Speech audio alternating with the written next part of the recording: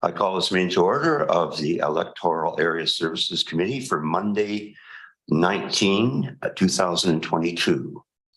And I see we have a few people in the gallery, so I'll take a few minutes just to let you know there's washrooms around the corner here and behind. And also, in case there's an emergency, we have fire exits here, as well as where you came in. And our muster point is in the parking lot. Is it in the front parking lot? Yes. So just out here, if we need to leave the building, that's where we muster. And I'd like to welcome the gallery, people in the gallery here. Nice to see human beings after so long with COVID and being on Zoom and everything. It's actually a treat to be meeting in person again. My name is Evan Grieve, and I'm the presiding member, at least for this last meeting, as we elect a new chair for the Electoral Area Services Committee in the first of the year, 2023. I'd like to take this opportunity also to recognize the fact we are doing our business today on the traditional unceded territory of Comox First Nations. That brings us to the first item of business, which is a management report for receipt. Moving second on receipt. Is there any questions on the management report? I'm happy to see it's been reduced immensely from the 6-page management report we had last year. So at least we got things we can actually get done in our lifetime. Okay, so a vote on receipt. All in favor? And that is unanimous. Thank you. On to reports. Number one is the 2022 additional rural community grant consideration for Hornby Island Community School Parent Advisory Council. Is a report for receipt, please. Move second on receipt and over to CAO for introductions. Thank you very much, Chair and Directors, and Doug DeMarzo, General Manager of Community Services, will present this report and answer any of your questions. Welcome, Doug. Good morning and thank you. Through the chair, this is consideration of our last rural community grant of 2022. The remainder will be considered once applications are in, given our normal process. It's important. This one's kind of interesting because it's on Hornby Island community school property, and typically we don't necessarily look at grants for those properties, but given that Hornby Island and the recent upgrades to that school and playground, we felt this was worth bringing forward as it's really driven by the community, and that's the main location on Hornby Island where the community gathers for these type of services. So it looks to be the Hornby Island Community School Parent Advisory Council is requesting $10,000 towards a accessible swing set on their property, on the school property, for a total project cost of $32,000. So they've got a number of other a number of other grant opportunities and partnerships lined up. So they're asking for about a third from the CVRD. The school district will assume responsibility and maintenance of it moving forward. So that's great. Essentially, that's the rural community grant in front of you. I think for you to consider, I just want to note that the overall balance is $124,000 between the three electoral areas, of which $15,822 remain for the Hornby Island electoral area specifically. And Director Arbor? Yeah, thanks. Actually, Doug, in a very few short words, you summed up the project really well. So for my fellow directors here, Doug is right. The school is really the hub for the community, and it's not just the school children.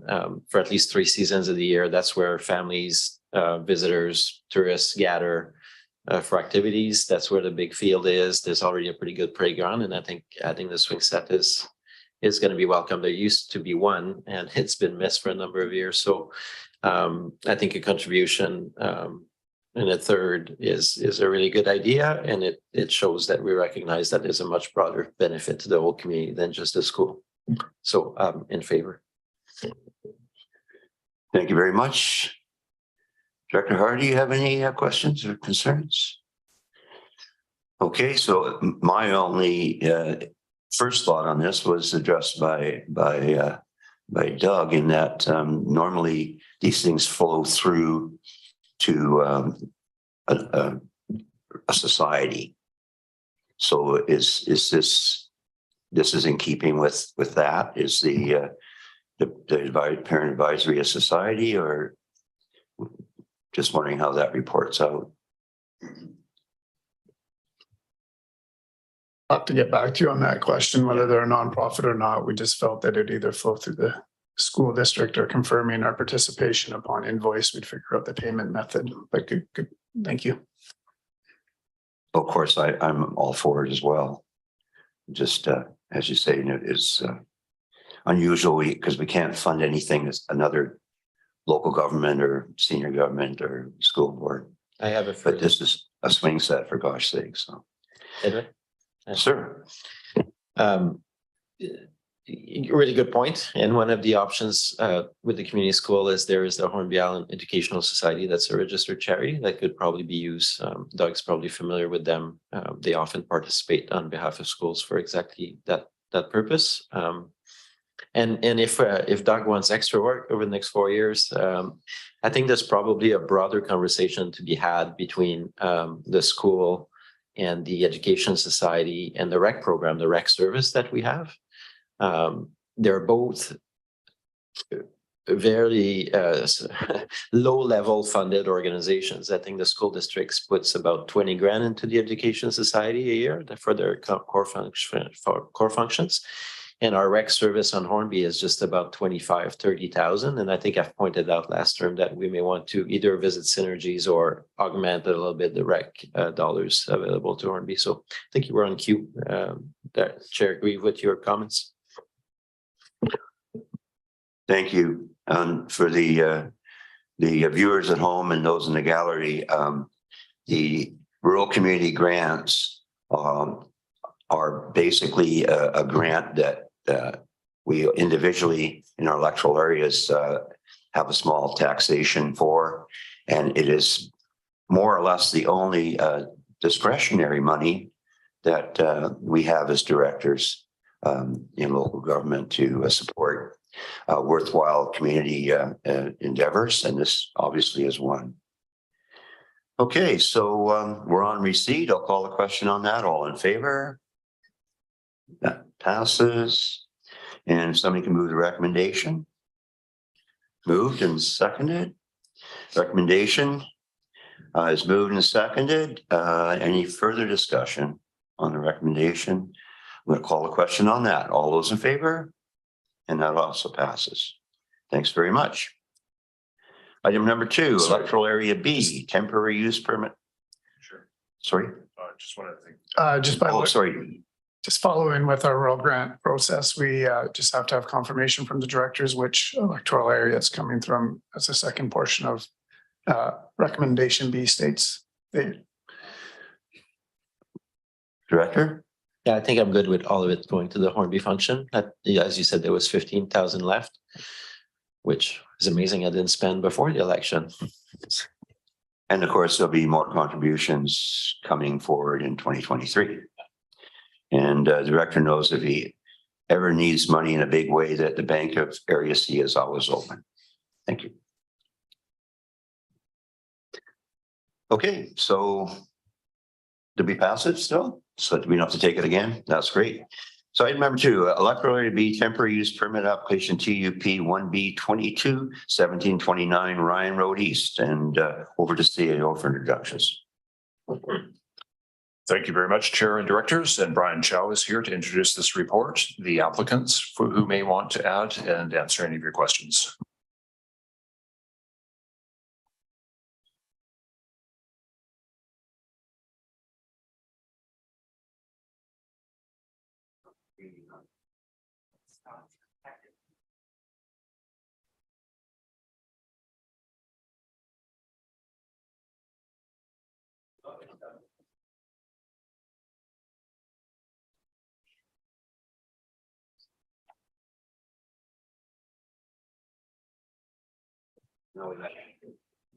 Brian Chow on mic. Welcome, Brian. All right, through the CEO to the chair to the committee members. First of all, I just want to acknowledge that we have the applicants as well as the agents in the audience in the gallery. and they're available to answer any questions you may have once I finish my presentation. So we have a temporary use permit application for the property at 1729 Ryan Road East. And the permit is for a proposed commercial recycling and bottle depot. The property is currently zoned industrial light, which does not permit or expressly permit the deposit, sorting, and billing of recyclable materials as listed in the staff report. The proposed use will also include office space for the operation of the business. The proposed temporary use will be undertaken within existing buildings, being a Quonset building and an accessory building, as well as a proposed shipping container for storage of container bags. A temporary use permit application provides an opportunity for the CVRD board to apply and enforce conditions such as hours of operation, parking locations, and site maintenance. And a temporary use permit has a maximum term of 3 years, and it can only be renewed once. At the time of renewal, the CVRD board may deny renewal or impose additional conditions to mitigate any impacts arising from past performance. The proposed temporary use meets the key objectives of the Comox Valley Regional Growth Strategy and the Comox Strathcona Waste Management Solid Waste Management Plan, being waste diversion.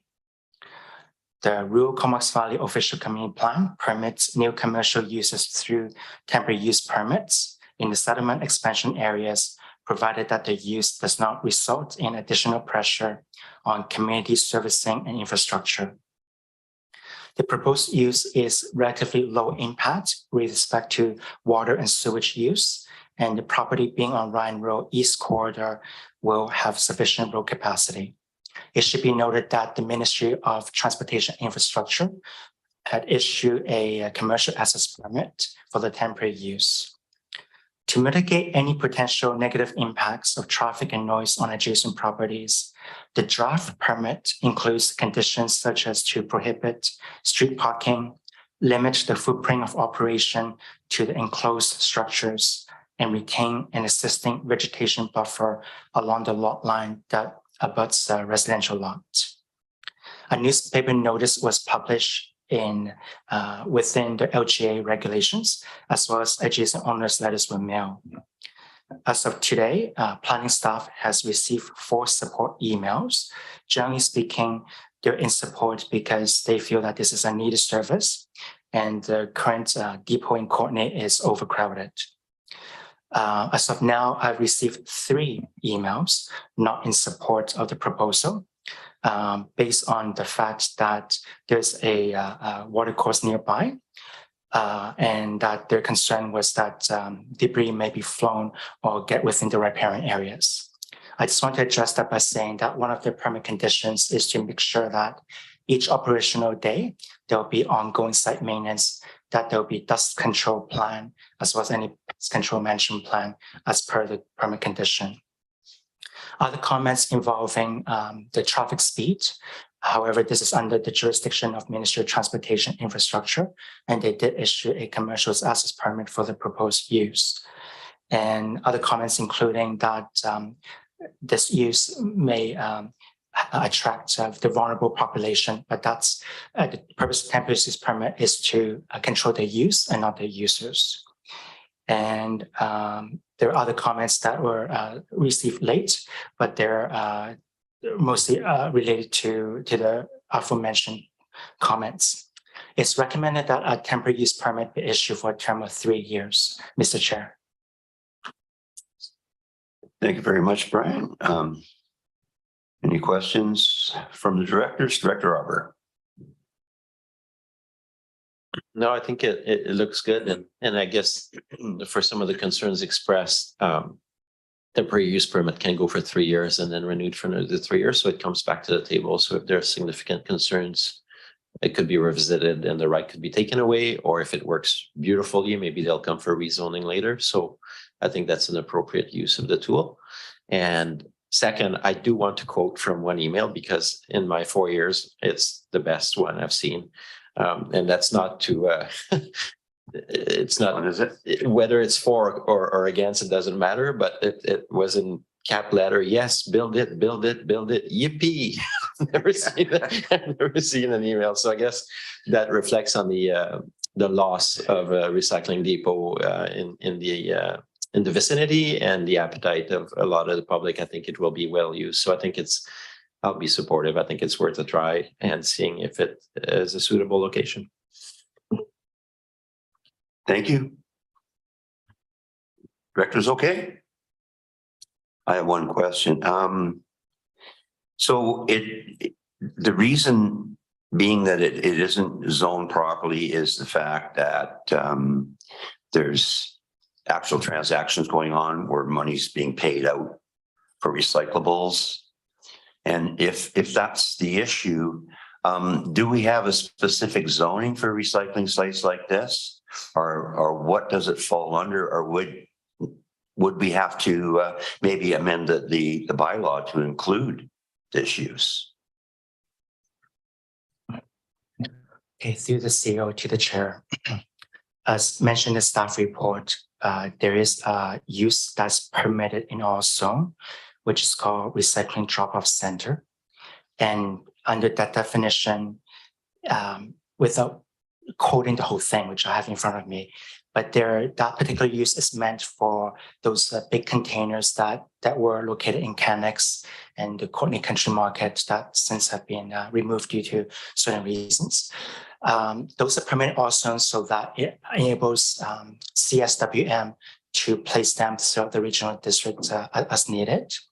The reason why the proposed commercial recycling bottle depot doesn't match the proposed this recycling depot use is because the level of intensity is higher, because the use on site involves not only monetary transaction of returning deposit back, but also involving staff to sort and bill and ship off the site.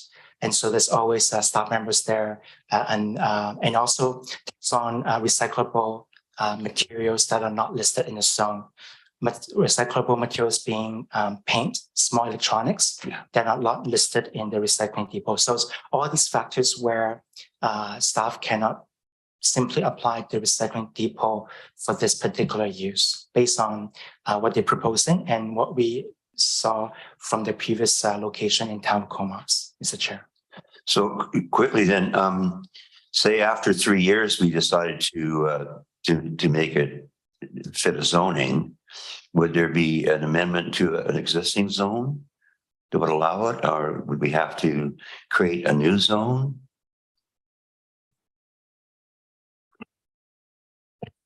Good morning through the CEO to the chair and the committee. It's something that staff can look into when we do look at the zoning bylaw and to see if we have an opportunity to do some changes to the definition of that use. So I can note that into my book today and put it as a task for next year. So basically, we're kind of caught flat-footed on the zoning issue then.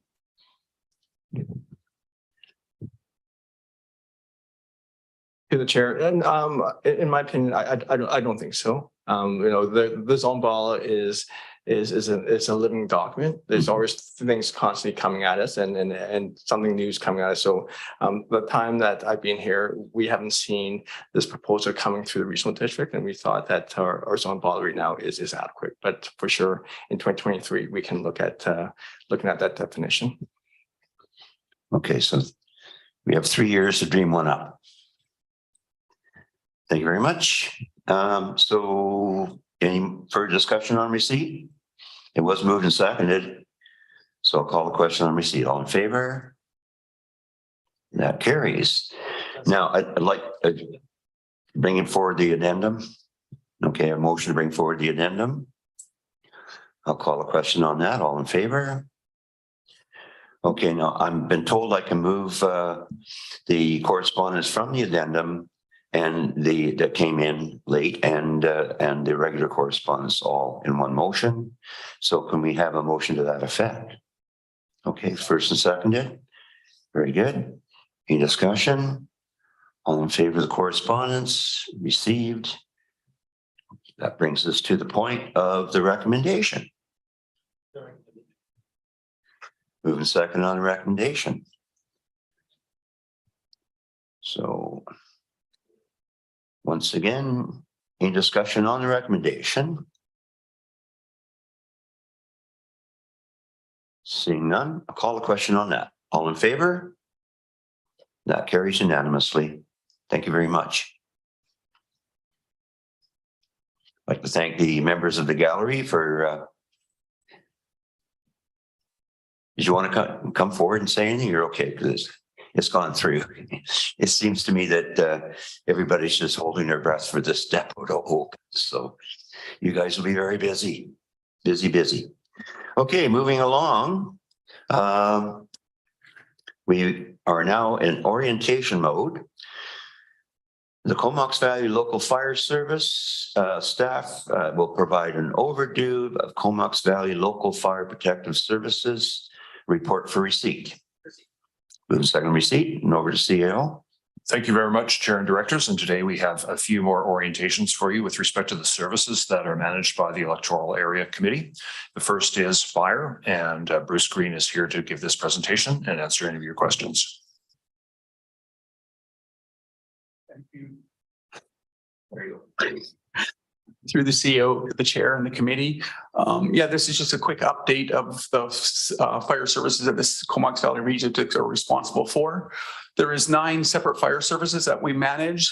7 of them are directly managed through fire departments, and 2 others we have contracts through municipalities, which are Cumberland and Comox, to provide.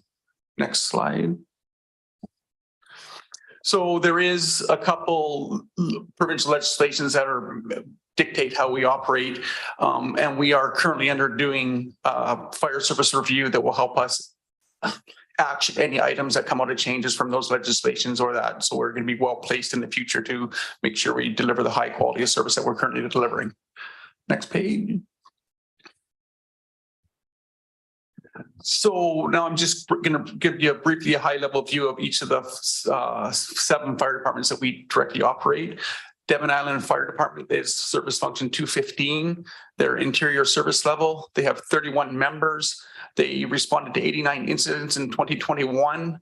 They've ordered a new fire engine this year, and we expect a 2-year delivery date in 2024. And they worked very diligently last couple of years to get Superior Tank Shuttle accreditation, which has seen some very significant insurance savings for the residents. Hornby Island Function 220 is also interior service level. They have 24 members. They did 201 responses in 2021. They've opened a new training facility in 2021, which is helping them keep their members on island for response, so they don't have to go to the big island for training.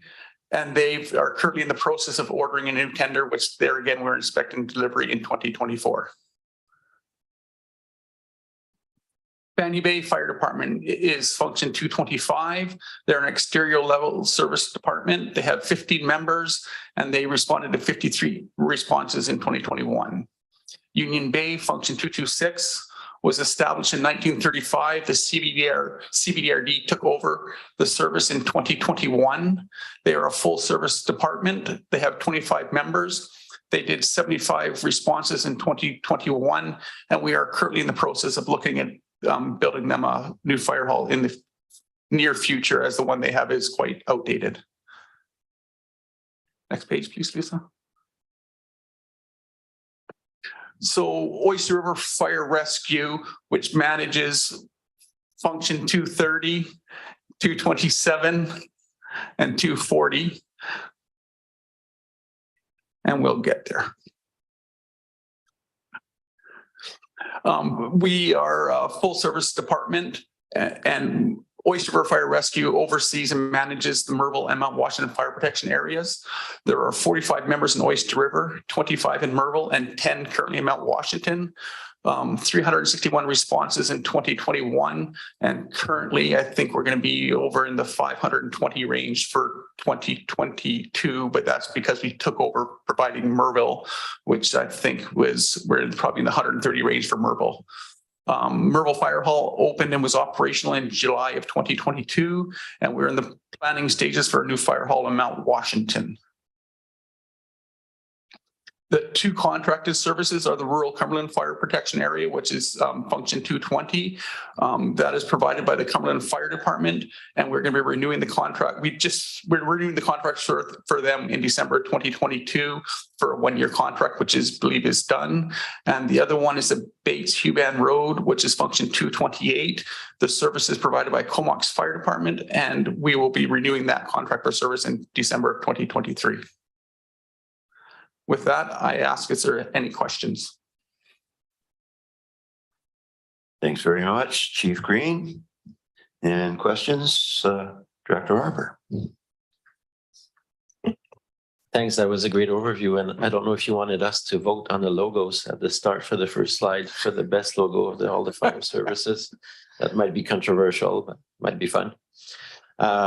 So there's a couple of things I was going to inquire about. I know it's just orientation, but one is I noticed you don't mention the early planning for a new fire hall for Denman Island, but last term I think we were talking around the 2025 window, unless my memory fails me. So I'm just wondering. So yes, that is in the proposed 2025 year budget. We're currently working with the chief, and I believe it's going to be an addition to the current fire hall they have. They're looking at, because half is brand new. They want to just replace the base section. So that is what we're currently looking at getting prices for that, so we can have a good budget projection in 2025. Okay, that's great. So it'll be great when that comes forward. The Union Bay, I guess, is ready to go, but it's also tied with, if you can provide any insight. I know during the election period, there were conversations that had started even before around the south area, around shared services for fire services. So do you have a general update on that? The fire service review is currently looking at that. We'll look for direction from the fire service review to answer that question. And that'll come forward this. That is currently in the draft. It should be out early next year. Okay. And one last one, as per our carbon-friendly procurement policy. I know a few jurisdictions across Canada are starting to procure EV fire trucks and other engines. So is that on the horizon for us? Is that something we should promote? We are currently we're in stages, like all the fire departments now are moving from gas equipment to electric equipment. The problem becomes with the EV fire trucks, you're looking at an extra $1 million for an engine. So it's something we are looking at, but it's down the road. Extra $1 million on how much the typical cost of the typical engine is anywhere from $500,000 to $750,000. So that's highly significant. That almost puts it out of reach. But if you can bring more information about that in the future, at least so we can make decisions, that would be great. That seems really unlikely, unfortunately, but Vancouver got one anyways. I've got a solution. Why don't we just go back and have a team of Clydesdales pulling the, work for hundreds of years. Clydesdales. It's like bigger than a Belgium. It's a horse. Horse laugh, everybody. Ha ha. Okay. Okay, Mr. Chair, please get back on track. Point of order. Very good overview. The only thing was we didn't actually mention the Courtney Fire Department and the service they give for the area as well, because they do service some of the area C across the river, correct? That is correct. The Courtney Fire Protection District is provided service by the Courtney Fire Department, but that is not a function that the CBRD operates. They are an independent, I guess, improvement district that functions with the Courtney Fire Department. Oh, they're still an improvement district. I did not know. Not many of them left. Director Arbor. Yeah, since you bring it up, I did raise it last term that same improvement district services half of Royston, which under contract with the Courtney department. So definitely this term I'd still like to see and ask the questions whether there's opportunity with Union Bay, but I guess we'll see that as part of the study we'll receive for the South area. So good point, Dr. Grief. So that brings us to a vote on receipt. All in favor? That passes.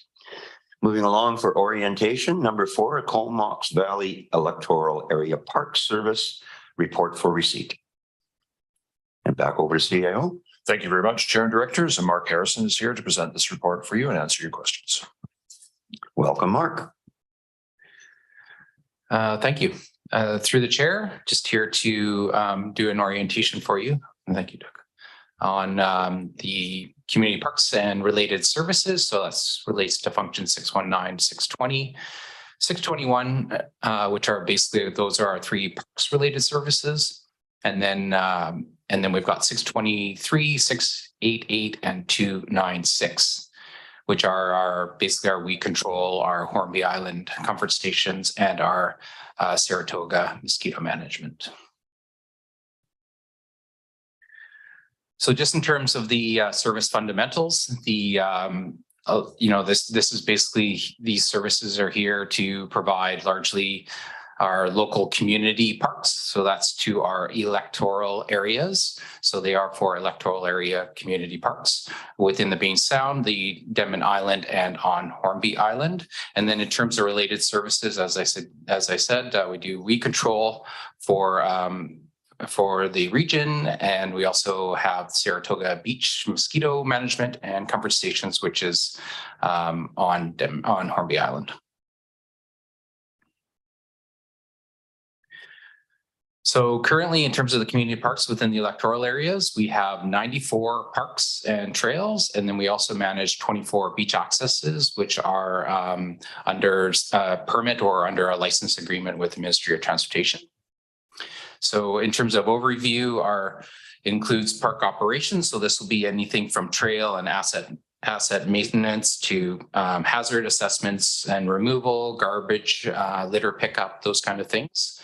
And then we have parks planning, which looks at our management plans, looks at our site planning, does our planning referrals and our acquisitions and donations, those kind of things. In terms of asset management, we're looking at our bridges, our trails, where parks has quite a bit of infrastructure. So we look at managing those appropriately over appropriate timelines. And then we have capital project delivery under there as well. So there's a number of large and small capital projects. All projects obviously need to be managed and procured properly regardless of their size.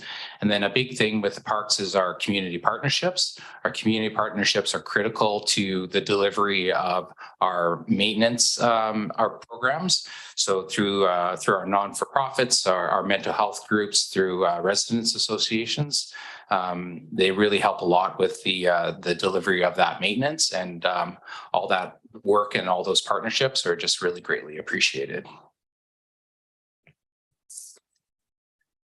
In terms of current projects that we're looking at for 2023, some of the big ones within 621, so in the Bain Sound area, are Seal Bay Park.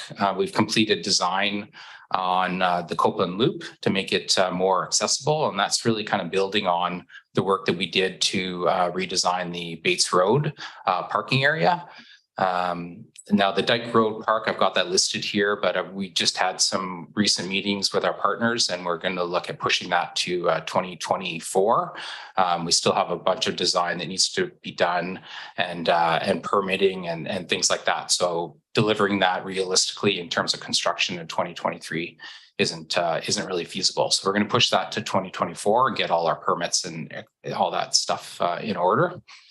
And then lastly, a big one was the Lazo Road Greenway, which is a partnership with the town of Comox.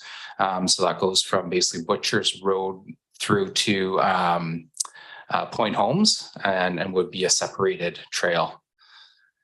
In terms of parks planning, we're looking at management plan deliverables. So delivering on our Seal Bay Park management plan and our Mount Jeffrey management plan. We're still looking at the One Spot Trail, trying to address the gaps within that system and continue to try to move that trail forward up north towards the SRD boundary. And then we're always looking at acquisitions and donations.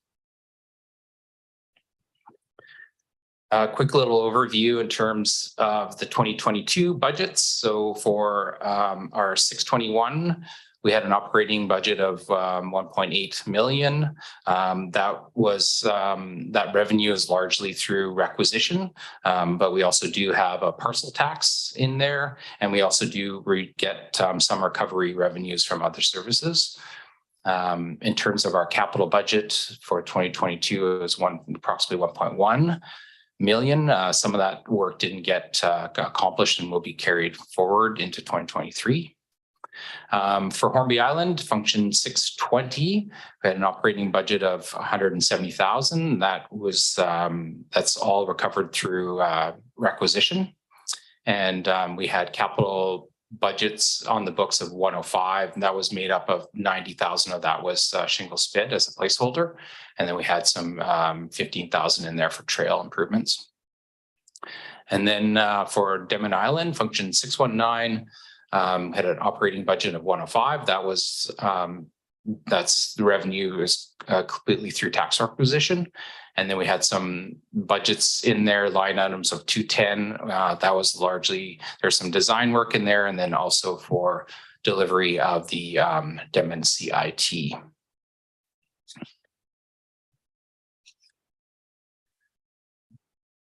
Just in terms of trends, the parks they're at or they're exceeding our carrying capacity limits. Since the onset of COVID, people have kind of embraced our park system, which is great, but it's also putting a lot of pressure on our park systems. In terms of climate change, we are looking at more frequent, higher intensity storms, which are impacting some of our parks, like the Goose Pit Park.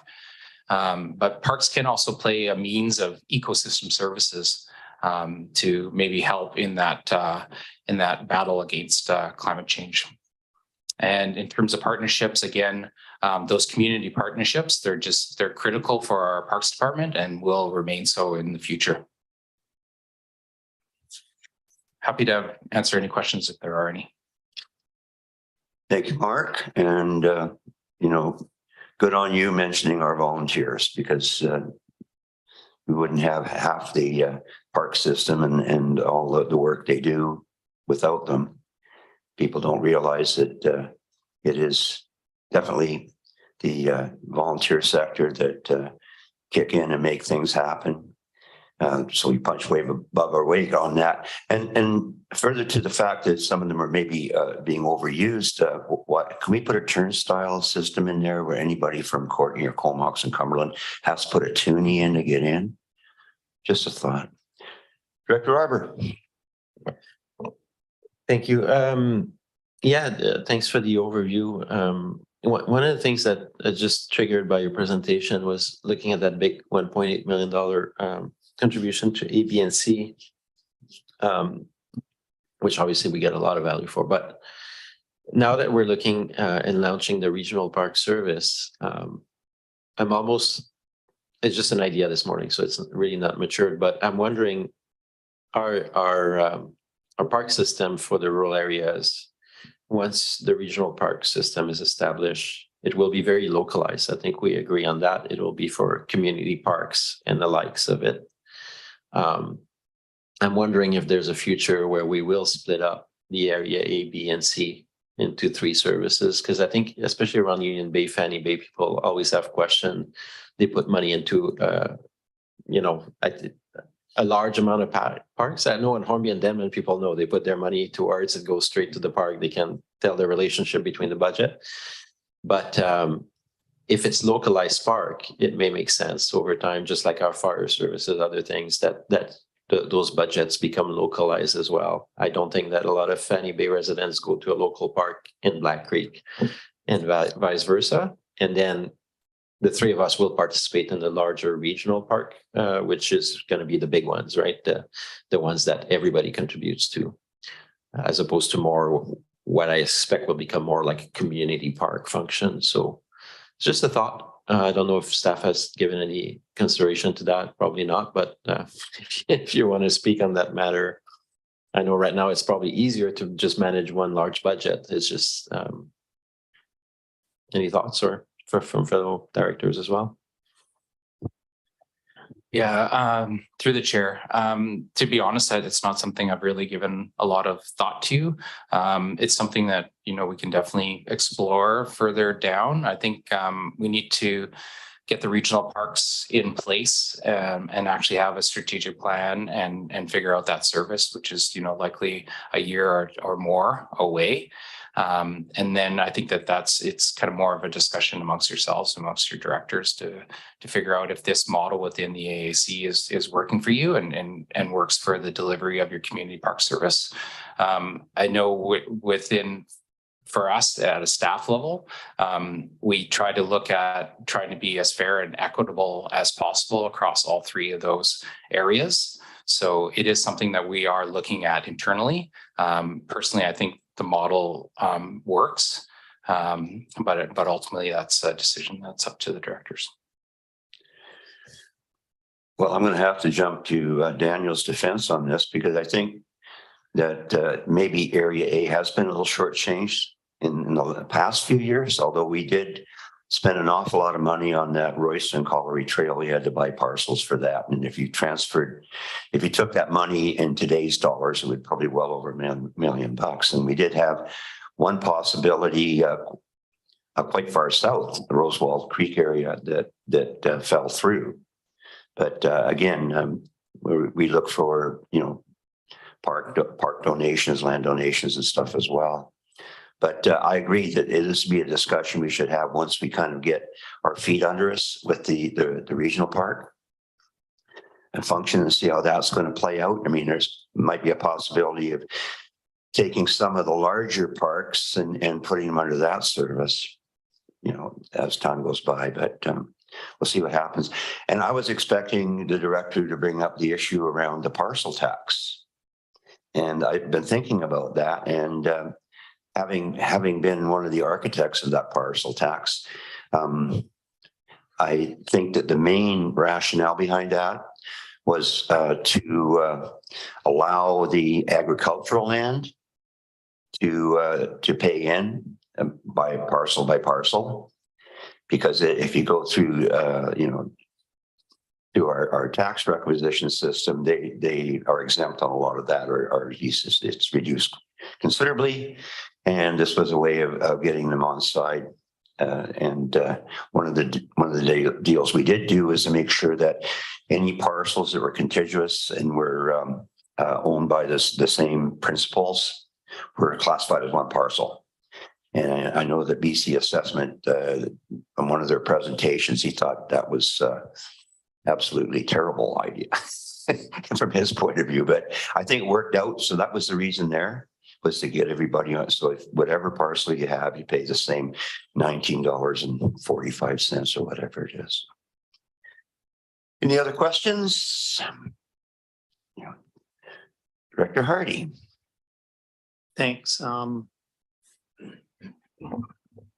just wondering, again, at the end of the day, I understand the need for affordable housing and development, and how we have a lot more municipalities that are butting up against various rural areas.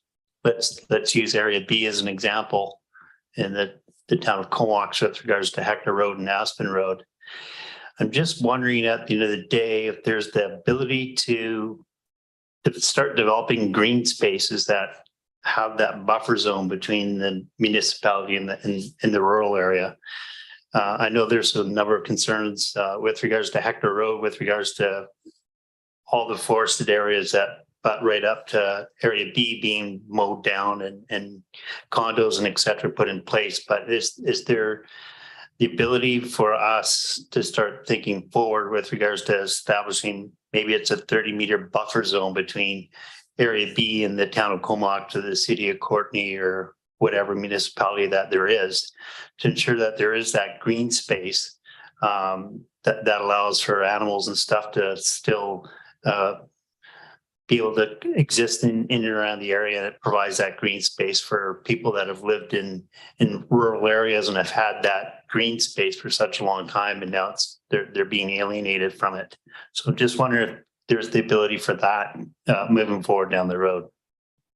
Mr. Chair, I'll take the question and first ask Mark to comment with respect to our parks priorities and whether greenbelt space adjacent to municipalities has been a priority or not. And then I'll ask Alana Mullally just to speak to the RGS and land use policies that can or may not have been considered in the past that might address that. So if you could go first, Mark, in terms of where our park purchase priorities are, and then Alana comment on land use policy.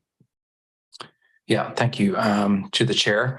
In response to that, the park services, we look at our acquisitions and our development through our rural parks and greenway strategy. And currently that isn't something that's in our strategy right now. So that kind of green belt kind of discussion is not something that we've been looking at from a parks perspective.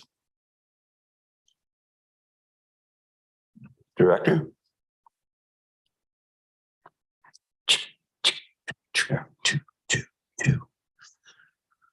I was listening earlier.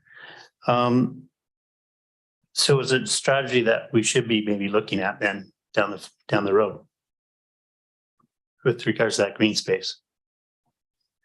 Well, much like we have buffers with agricultural land, right? We have that built into our OCP. And Alana?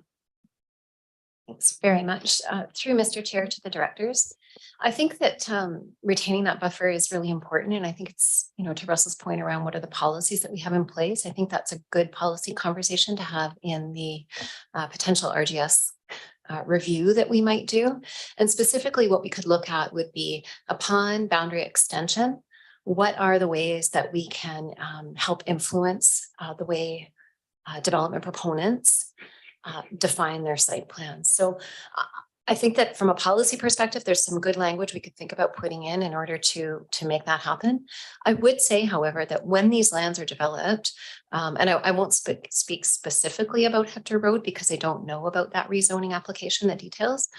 But I think that, it's the same way that we would be looking for a rural development proponent to provide a buffer to the community. So I would suggest that the principles are really good. There's policy room for that. And I think we'd want to really work with our municipal partners to make sure that such considerations are put in at the time of rezoning. Could be that you're using some of your community parks dollars or your regional parks dollars to acquire land, but also that some of the onus is on the development proponent to retain treat buffers. I try to pick up Richard here. There you go.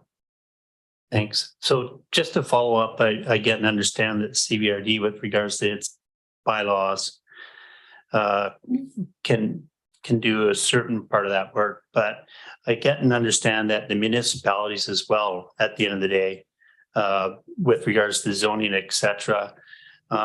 We just had the conversation with regards to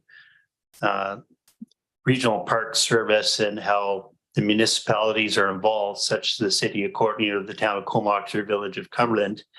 But I think it's really important at the end of the day that if the CVRD is going to look at enhancing its strategy, that also the local governments, i.e. town of Comox or city of Courtenay, also look at their strategy moving forward with regards to parks, because I get and understand the CVRD can only do so much. We can only do the zoning for, rural areas. But the problem that we're running into here, I think moving forward is, and I used the town of Comox as an example with Hector Road and Aspen Road, is the town of Comox can turn around and say, yep, whatever the CVRD zoning is, that pertains to the CVRD properties, but we're going to go ahead and condos right up to the CVRD rural area boundaries. So again, I'm just throwing it out there. I know we're not going to solve the issue today, but with regards to developing a strategy moving forward, I'd strongly suggest that we maybe look at our partners from the municipalities again and make sure that they're working with the CVRD as well to make sure we have that green space between the different boundaries. And I know there's going to be times where we can't, and there's going to be probably times where we can. So I just throw that out there as something to work on moving forward here. Thanks. Well, maybe staff would correct me, but does not the zoning move with the parcel? Even when it's being annexed into the city, the zoning comes complete to the city. They have to amend it then, correct? Through Mr. Chair, that's correct. Yeah, so upon that boundary extension, the municipality will make a decision whether or not they want to undertake a local area planning exercise and create new zoning. But you're right, in that interim period, until they do so, the rural zoning remains, which is what we've seen or had seen in South Courtney, in the that sort of industrial commercial area. And chopping at the bit, Director River. Yeah, perfect segue of, so you're probably, Dr. Hardy, familiar with the Ridge development, which is what Alana is referring to. And I mean, so it can get worse than what you're seeing. So what we're saying is that municipalities can actually take over rural areas without consultation from the rural areas in that instance and turn it into built land. So that's something as part of the regional growth strategy review, whether we have one or not, that is still worth discussing, because those things have happened in the past, in the recent past.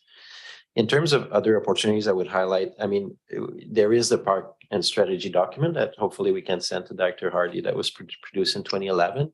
So when you talked about in the longer term, can we do a review? Yeah, it's set to 2030, our strategy. But if we wanted to amend it, especially in light of the regional plan, all those conversations can likely happen. It's more work for staff, but if there's concerns like that we're not heading in the right way in regards to green belt, I support it. And in regards to area A, something that's been really top of mind, the best time to act is before you get too much built. And I know with Comox First Nation, if you look at the future of the Trent River, which currently is an amazing green belt corridor that hasn't been encroached on, but as you know, with treaty, if treaty goes through, the lands on the other side will become KFN. I've been promoting for the last 4 years a major effort around the Trent River. It's currently zoned for forestry with lots and some rural lands, but it's untouched. So I think to think about especially those key watersheds, because I've gotten more. We've got more in area A. You got that Sable further south. You've got all these pieces of land, and the ultimate green belt in the valley that is probably the private forest lands and mosaic all in the upper watersheds as a region. How do we avoid becoming the NIMO is the question, right? With full sprawl and pocket neighborhoods and municipalities just extending everywhere. I don't know how we vocalize that, because you're right, we don't have great tools, but whatever tools we have to flag them, like the one you're explaining in the town of Comox, I don't mind if they get mad at me for saying that. They don't watch our meetings anyways. But, that's the last green patch in the town of Comox, that whole Northwoods and heading into Hector Road. When you go on Google Earth, like it stands out as pure forest. But around the world, municipalities, they tend to fill their boundaries. You look at cities around the world, whatever land they have, it becomes gray and concrete. So that's just the reality. So for me, I think we need to hold firm, definitely on no more boundary extension. I think the municipalities don't seem to want to do that, but yet they did in the past. A new board could decide to expand further. And then if you want to be really brave in area B, you could repatriate land. You could try to explore if you want to repatriate land, because there's that entire farm almost going to Seal Bay that got connected in Courtney behind Costco. There's a huge expanse that should be in the rural areas, and it's now the city of Courtney lands. And I wouldn't be surprised if over time that gets eroded and gets built as well. It's a very vast expanse of land. As far as I know, when you look at the boundary map of Courtney, that should have never passed along to Courtney either. That should have stayed in the rural areas. Lots of fascinating topics. Thanks for bringing it up. Thanks, Hardy. Well, it was actually the property owner who applied to the province and got the property taken into the city of Courtney. I was there, and he argued that he wasn't getting a fair deal from the regional district, that he'd be treated better under Courtney. But in all fairness, there is land in that farm that is developable. Like the Cranberry Lane area and all that is not ALR. So he was probably a smart business move to do that. But there again, we have to remember that as electoral areas, we have very little authority over even influencing boundary extensions from municipalities as we've seen in Royston and whatever. So it is, legislatively, we're kind of the lame duck on that one. Director? So what we do have is we have a voice. So the three of us agree on this topic, and maybe when we do strategic planning, we could look at as whether that's something we want to advocate for, not just for ourselves, but for all rural areas in BC. So it's not a direct relationship between the property owner and the province if they want to be annexed into a municipality, but maybe the province could grant a right of veto to regional districts and rural areas when such things happen. Right now, we're just getting bullied over all over the province, not just in this area. And to Director Hardy, it tends to be in places where those green belts should be. It's always on the edges of town, and they just keep spreading. So I think that'd be a great advocacy point. I wouldn't mind making some noise about that. It's a great battle to fight. Well, my advice would be don't hold your breath. You might turn blue, but getting further to this subject, I mean, the discussion is going to be going on. Tomorrow's meeting, we're talking about the regional parks and forming a technical advisory group with the parks boards of the city as well. So I think once the staff get together and get those conversations going, we can maybe find a way. But as I say, we do have policies in our rural OCP around property that abuts up against agricultural land. And maybe that kind of policy, but even better than that would be to convince the municipalities to demand the park space, the green space as part of their community amenity from the developer. So, rather than just, build right up to the borderline with Area B, maybe they should have to put a buffer in there, but that would be a conversation that would have to come from Comox Council. So we just have to work on those guys. Director Hardy. Thanks. So again, going back to the conversation earlier where we were talking about regional park services and the strategy and how involved the municipalities are in that process, I think it's important that we are having that conversation with regards to that strategy moving forward, where we can have those buffer zones. And like I said, I think there's some win-wins here. It's just a matter of us having that conversation and again, acknowledging the need for the green space. I think whether we're Area B, A, C, H, G, Z, City of Courtenay, Town of Comox, I think we're all in agreement that we'd like to have more green space. And it's the location of those green spaces at the end of the day. And I think if we can have them on the boundaries, then it's win-win, right? Town of Comox has some green space between themselves and rural areas and vice versa. Like I said, I know some of the constituents on Hecker Road that have lived in their houses for the last 25, 30, 40 years. And all of a sudden now this beautiful green space that we've had and it is going to be disappearing here in the next year or so. And how do we protect that green space moving forward? I think there's the ability to set up some strategies, and that's why, again, when we start looking at these regional parks and who's sitting and who's involved in that process, I think if the municipalities are involved in that process, then they should be looking at this strategy a little bit more clearly. Thanks.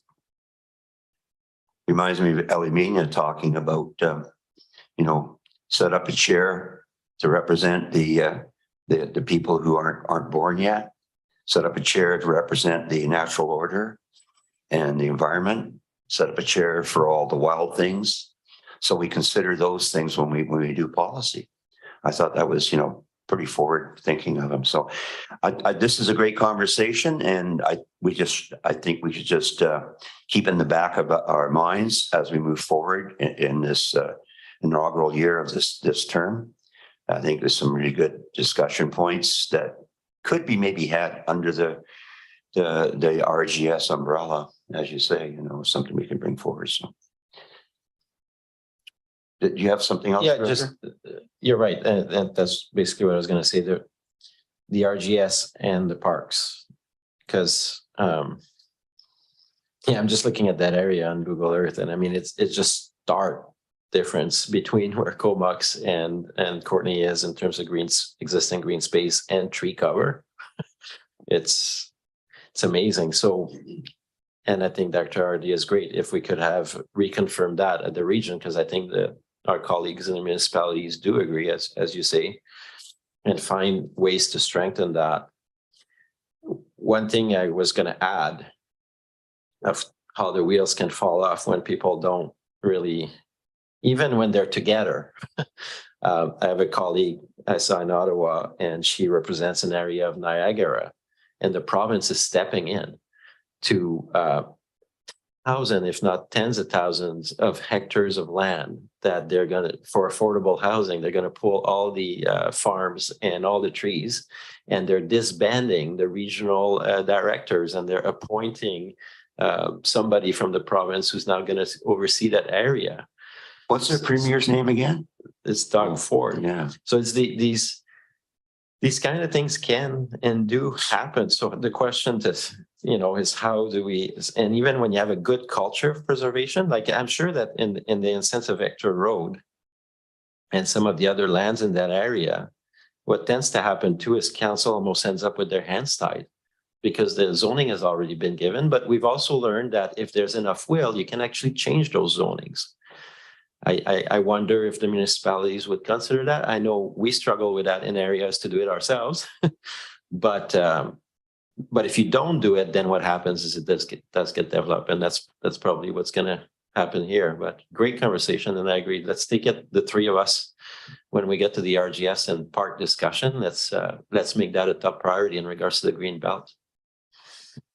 And I'm sure Mark's keeping every word written down there that we're saying. It's just, he's on it already. So any further discussion? This is just a receipt. Oh, Yeah, and Mark has a couple other services to provide for the review covered mosquitoes and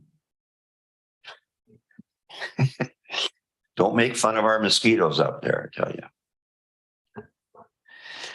Yeah, thank you, Russell, through the chair. So yeah, I don't, largely what the Parks Department is delivering is obviously park services, but we do have related services. So we do have a weed control service. So that looks after, we have a comp program, which is not on my property. Looks at knotweed and hogweed, which we work with our municipal partners to deliver on. I think we've got a budget of approximately $36,000 for that service. We also have the Saratoga Beach mosquito management program, which looks after mosquito management within just the Saratoga Miracle Beach community. There's a requisition of, I believe, approximately $29,000 for that service. And then we also look after the Hornby Island Comfort Station service. There was a comfort station service within the Bain Sound area, and that did get amalgamated into the 621 Park Service. I believe that was a year or two ago. So the one on Hornby is a bit of a standalone, but we do look at that service as well. So I'm happy to answer questions on those services also.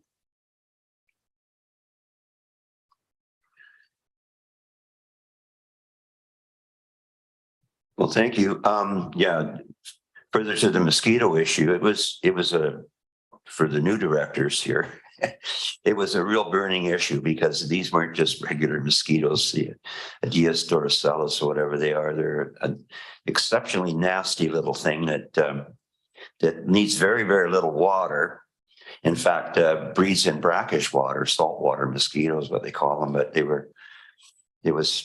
I think probably it took me a couple of months to get all the mosquitoes out of my computer with all the emails that I was getting from everybody and do something. And of course, we have to have a service. So we established a service, $29,000 requisition from a very defined service area where the problem was. And my understanding is pretty well nil now. It's pretty well handled.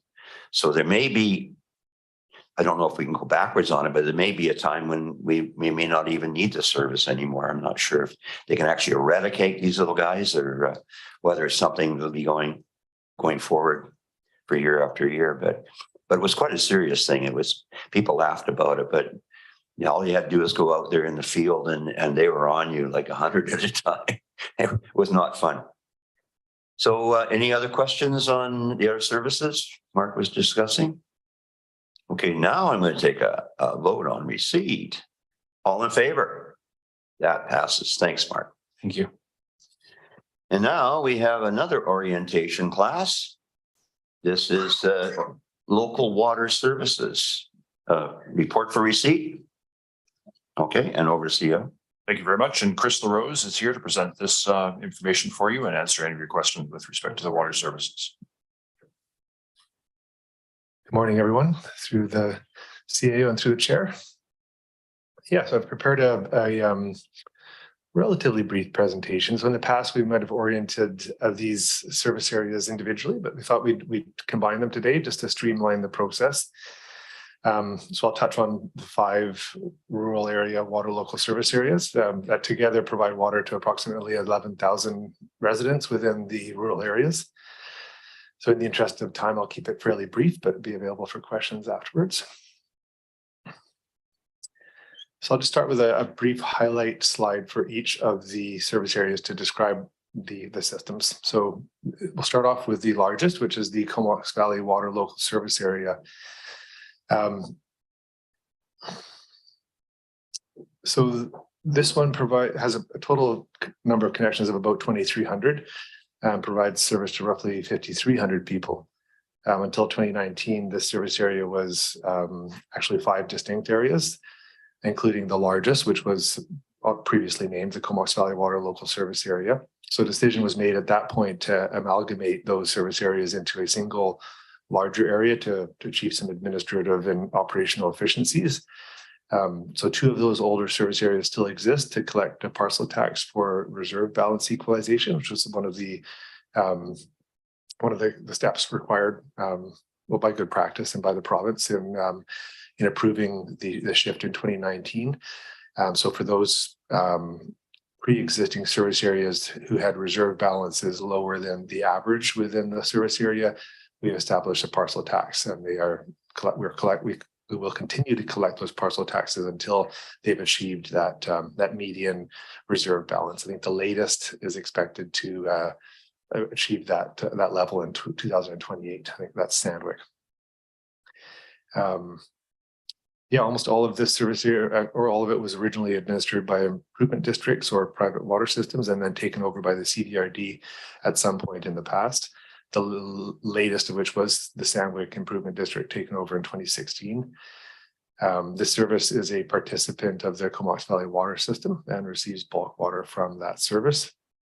So the infrastructure for this system consists primarily of distribution piping for the service area. Next is the Royston Water Local Service Area. So it provides water to approximately 2,000 residents and is connected to Cumberland's water distribution system. So again, this system, like the Comox Valley water system, is largely a distribution-based system. So key facilities within the system include 2 reservoirs. So one at the upper elevation of the system, the left-hand star there on Royston Road, and then the other one over we call it the Herondale Reservoir, just above the Briardale subdivision, which is across the highway from Gartley Point. So in addition to that, we've got a pump zone up at the higher elevation end of the system. We also rechlorinate just to make sure that we're achieving the desired residual within the system for the water coming from Cumberland.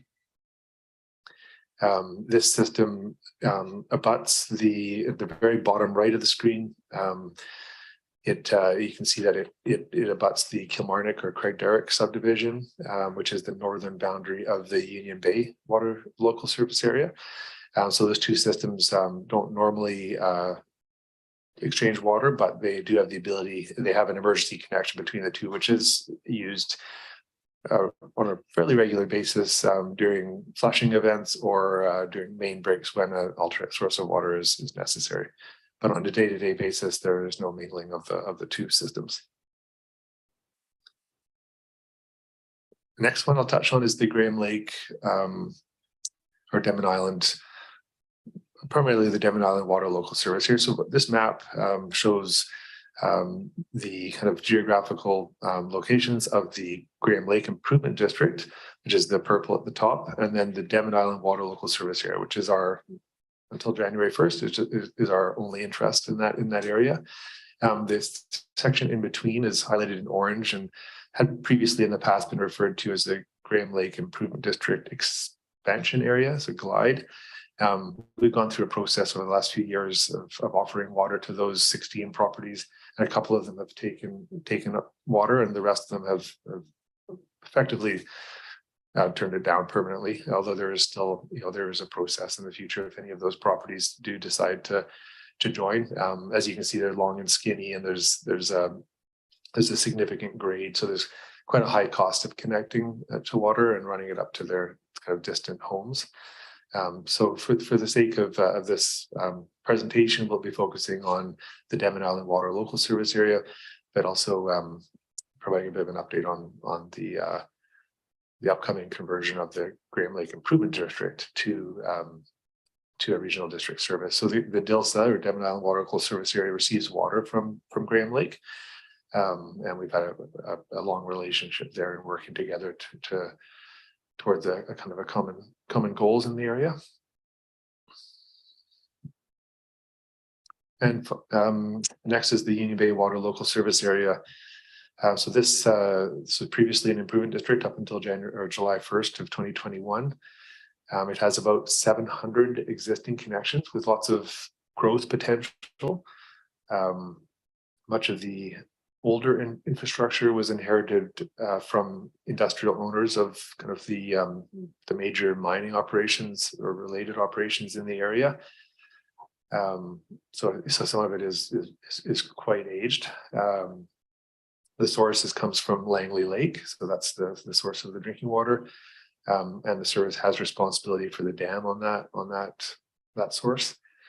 A new water treatment plant was commissioned just prior to the conversion date of July 1st, 2021. So there's quite a large amount of infrastructure for a fairly small existing population. But as I mentioned, there's a significant potential for growth in the area, which presents some opportunities as well as challenges for the service. And finally, I'm just going to touch briefly on the Black Creek Oyster Bay Water Local Service area. So this one is actually governed by a separate committee, the Black Creek Oyster Bay Services Committee, because it straddles the Oyster River. So part of this system is in the SRD and the bulk of it's in the CDRD. But I thought I'd just touch on it here because it is a water system that provides water to quite a few of our rural area residents.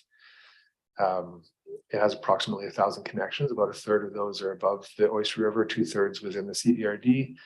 It has the water source is from groundwater wells in the Oyster River Nature Park, which is just above the Oyster River, so within the SRD, as well as an infiltration gallery in the Oyster River, which is used primarily in the summertime when the water is clear.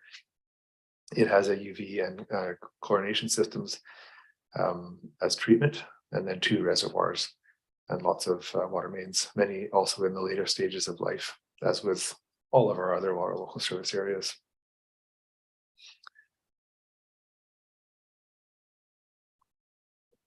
So I touched on some of this in the prior slides, but just a summary of the history. So for the 4 that are under the purview of this committee, you can see that there's a range of ages or dates when these services were established.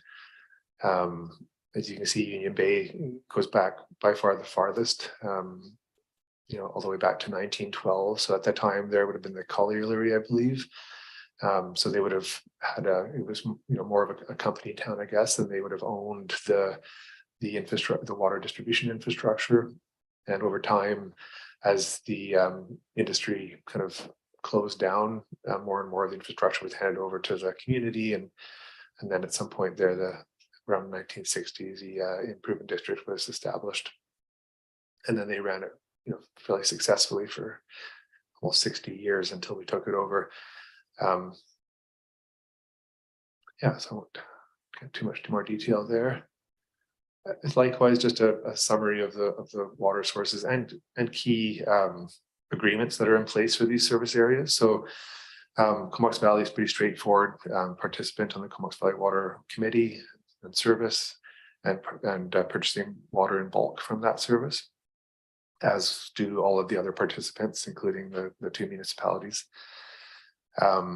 Royston receives water from Cumberland, so there's a water supply agreement for bulk water from that service.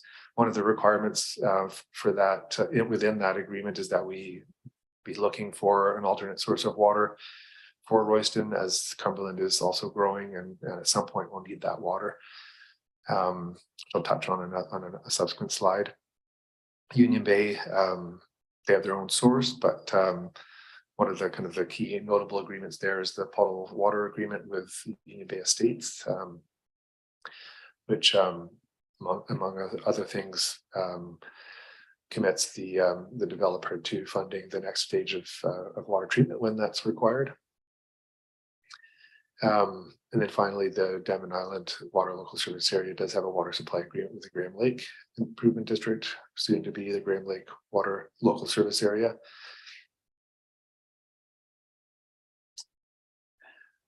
I just wanted to highlight from an operational perspective. So all of these service areas are managed by are co-managed with the Comox Valley Water System by our manager of water services and approximately 15 operators that assist.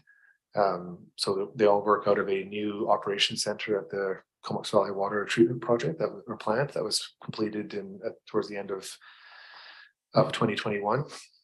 Previous to that, they worked out of a much smaller office down on Comox Road and kind of had a distributed model where they kind of made use of some pump station internal space and other sites around the valley. So we've aggregated our operations at the new treatment plant. This photo here is taken in the kind of the bullpen where the operators report to in the morning and have meetings. This photo is actually taken during the earthquake exercise in October, the fracture on 5th. So yeah, the team is focused as a kind of emerging and very strong focus on preventative maintenance. That includes, staying on top of all of our hundreds of hydrants, our pressure reducing valves, undertaking and developing, implementing flushing programs for our water local service areas, maintaining and updating our meters, actuating valves to make sure that they're in good shape when they're actually needed. They're busy on a day-to-day basis, making sure that monitoring our water quality, fulfilling our regulatory obligations, undertaking inspections of our dam in Union Bay.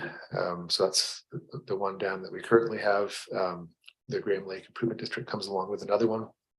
So there's obligations there, and then just generally making sure that our supply and treatment systems are operational. And then finally responding to emergency leak repairs, which is, with the aging nature of our infrastructure is a big task. So just a slide for each of the service areas, just touching on some of the current projects that are keeping us busy or on the horizon. So for the Comox Valley Water Local Service Area, we so in 23 we have a water main replacement project at the Lloyd and Astor Roads. They've been on the plan for some time now, but we've now recently aggregated these two projects into a single one. So it's something that you'll see coming through and described in greater detail within the financial planning process. The photo on the right is the old Sandwick Reservoir. So we plan to remediate that site, and we're working with parks. I think there's some thought that it may be become a parking area for the Seal Bay Park. And then finally, we are developing an additional backup connection to the Greaves Crescent neighborhood, which is part of the broader service area. so that it can be fed from the north and south of the large diameter main. For Royston, the big one here is the potential participation of the service area in the Water South Extension project in order to extend regional water to this system. As I mentioned, it's a requirement of our agreement with Cumberland, and this is, by far the best and most viable opportunity for Royston to get off of the Cumberland water system. And so it's a multi-jurisdictional collaboration between Royston, the Comox First Nation, and the city of Courtenay. And it was the recipient of some grant funding as part of the application for the Comox Valley Water Treatment Project. So it's an exciting project, which there's a number of key milestones in 2023 relating to ascent in Royston, a treaty process for the Comox First Nation, and process with the city of Courtenay. So definitely we'll be bringing forward a dedicated report on that soon. Another project here is the Minto Road fire flow improvements. This is just one of our last areas in the service area that is underserved from a fire flow perspective. So we'll be undertaking that project very early in 23. We'll be looking for options for divesting of the old improvement district office there on the corner of Livingston and Royston Road, whether that's external or to another department of the CVRD. We're looking for some revenue from that property to help offset some of the big costs coming for this service. And then finally, we're on year 3 or going to year 4 of our meter replacement project, replacing our old meters with electronic ones, which has a big improvement in operator safety and efficiency, and the ability for residents to monitor their own water consumption through a smartphone app. Union Bay, lots going on for this service area. We have a water main replacement on the 3rd Street, which didn't quite get done this end of this year, so it'll be done early next. Decommissioning the old reservoir site, which is on McLeod Road, just above the settlement area between the highest home and the new water treatment plant. And then completing the fiber connection up to the treatment plant to allow that facility, the new facility, to be connected in the same way that our other facilities are. We're also prioritizing kind of the action items that came out of the water master planning process for this service area, including reducing the non-revenue water. That was one of the kind of the key outcomes from that planning process, was just understanding how much water that being treated is not being sold to residents, about 41%. So reducing flushing, and undertaking a study in 23 to understand where this water is going and how we can reduce. We'll also be initiating a DCC study to update that rate. Undertaking some capacity improvements to the existing treatment plant, and likely initiating the 2nd phase of treatment, and undertaking a more detailed assessment of our dam there, which has some flags. At the top right there, you can see the new kind of lunchroom and washroom facility built at the treatment plant, which was originally built without both of those amenities. On Denman, so the key projects first being relating to conversion. So the lead conversion to the CVRD service on January 1st. We'll be working towards amalgamation of the 2 services in 2023, at least initiating that. And we plan an update to the EASC and the community in early 2023 with a summary of all of the assessment and analysis that went into getting us to this point. And then on the water treatment side, one of our first tasks after we take over this service area is to review all of the study work that's been done by the Graham Lake Improvement District that got us to this point in terms of the technology for the water treatment, or compliance with the surface water treatment objectives, and then consulting with the DILSA and Graham Lake residents in early 2023. and then initiating the design phase of that treatment project at some point in 2023. Just a very brief financial overview for these services. The focus on the operating column, capital varies from year to year, and it's indicative of what we have on the work plan, but the operating column there just gives an idea of the relative scale of these service areas. Well, it highlights how small the Devon's system is, for sure. But the other three are in the same ballpark, so fairly significant individually and certainly collectively. And yeah, second to last slide here, just a summary, I guess, of the key trends and some initiatives that we have ongoing across all or most of these systems. So the first one being aging infrastructure. I touched on that a few times during the presentation. That's it's a problem, or it's an issue, a reality for all of our service areas. We're in the certainly the latter stages, and if not the latter quarter of lifespan for much of the distribution infrastructure, for sure, which is highlighting the importance of asset management. So it's something that we've been tackling over the last several years, just making sure we understand exactly what infrastructure we have, how old is it, when is it due for replacement, and then adding on to that, condition assessment to understand which infrastructure can be, lifespan can be extended, and potentially which infrastructure, has to be accelerated for replacement. And then just flagging, I guess, the significant kind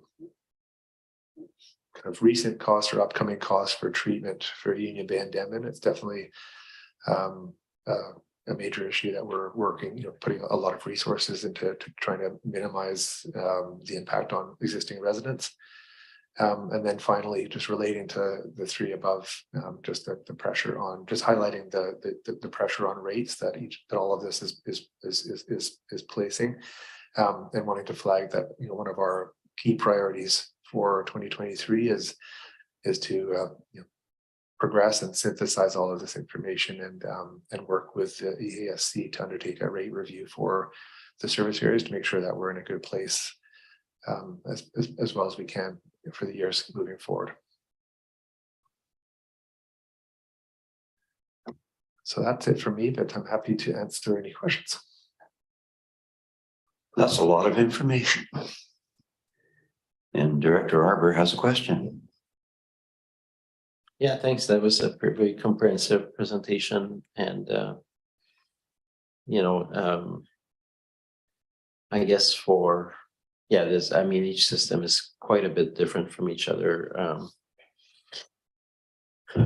In terms of Royston, I guess we have started on some capital expenditures towards the conversion to Comox Lake as a source, and maybe I was watching the Cumberland Council, and I'm not sure if their staff had as much awareness about the reason for the conversion from Cumberland. I think probably in the past, when all this negotiated, the reason you stated around their growth and all the rest of that, but that was not reflected in their public comment. I think there was a question mark as to why they were cutting off Royston.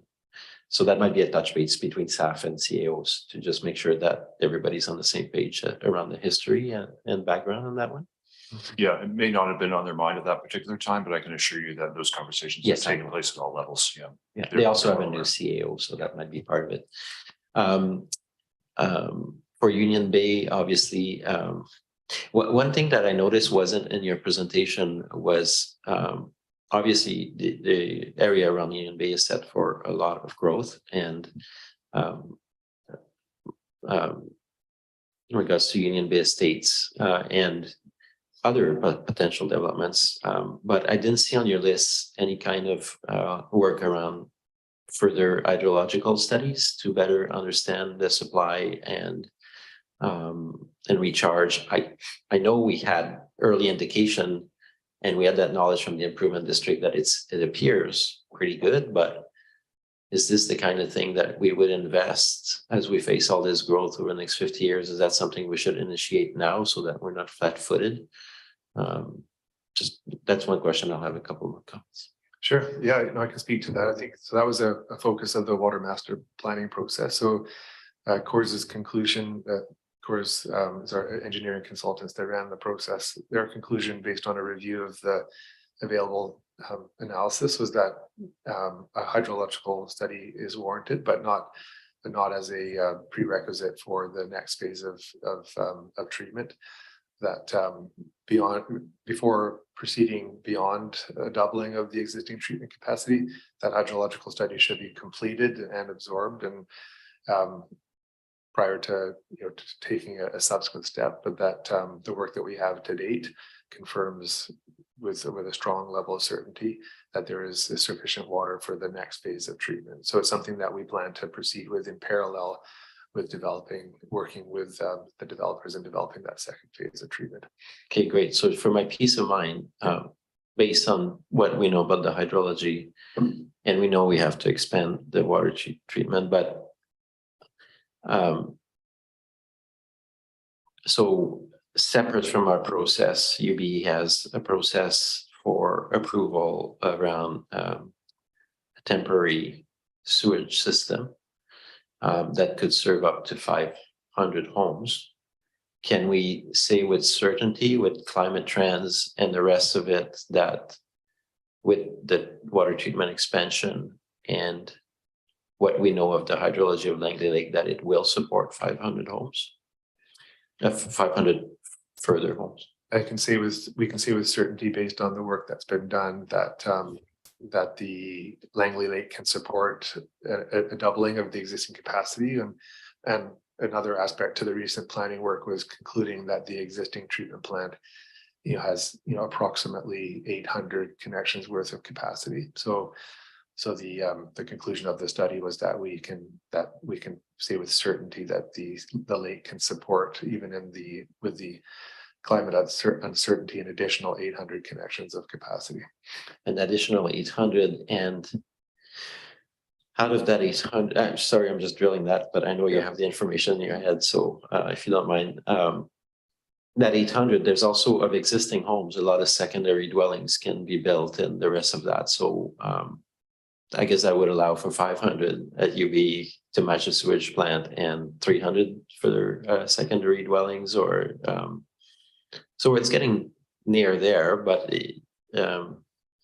800 is on the super cautious side. So I guess what you're saying, the reason why we are not seeing the hydrological study prioritized for this year or next year is because we're saying let's focus our resources on updating the infrastructure and eventually maybe water treatment, so get the things going, and then we would look at maybe hydrological work. Exactly. Yeah. Okay. And I can put your mind at ease that we did our assessment of development potential did closely consider the infill potential that you mentioned. So that is the part of the modeling that was done. Okay. Because then we had another development that wanted another 100 connections. So anyways, okay, that, to be honest, for today, that's perfect. Yeah. I can sleep tonight. And the last one that I will continue to lose sleep over is really the Denman one. So for Dr. Hardy and Dr. Grieve, the cost of infrastructure and the projected cost to residents of what is being amended through Island Health to meet the standard is really, really, really high. And so just a heads up, I'm likely to put up my hand and try to make a fuss about it, because I think the initial estimates that we are seeing would break the back of many households in terms of annual costs. And if so, when we get the report, I guess I know I've talked with our CEO, and I know that we don't have, it's a bit like Dr. Grieve always says, we don't have a lot of power in regards to meeting regulation. But if there's one project, in my opinion, that's going to exemplify that the regulations are really unfair to small systems, this will be the project. So I'm not looking forward to that project, but I guess every year has a thorny issue. And I think in my area, this will be the one. Well, I have to agree that directives should come with funding. You're gonna make demands, they should have the piggy bank open. Director? So what you'll find out is we are getting extremely generous grant funding for this system. And even with the grant funding, the costs will be incredibly unreasonable, in my opinion, to ratepayers.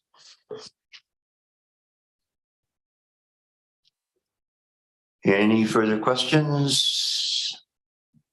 From Chris? Seeing none, I'm gonna call a question, obviously. All in favor? And that carries. I'm gonna take this point to take a quick 5-8 minute recess and let everybody stretch their legs. My leg really needs stretching right now, so.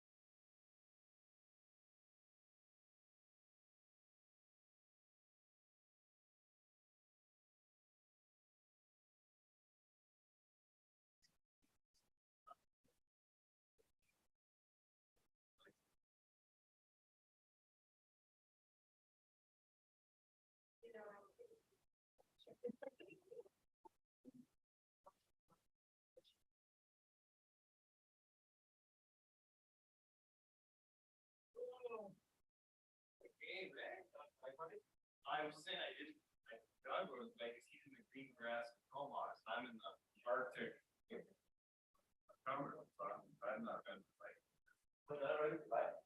No, I'm looking at the various spots. There's a few spots on the road and on the. Where it's kind of like snow is like, it pushed me in a little close to the road. It's not worth it. In which section? On Sutherland Road. Yeah, Sutherland Road and then a little bit, even the bike lane. The bike lane along kind of next to you. Just like a little close, and I don't want to get pushed into the road. Not an accident, 'cause I'm gonna lose every time.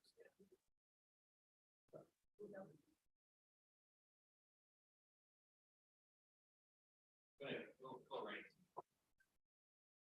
But I think it's gonna we're gonna go -6 +6 I hear. Yeah. That's what I hear. Yeah, no, you're right, but. 4 +4 is 1.5. You're right. And there's some heavy rain. You've seen that emotional roller coaster weekend with soccer this weekend.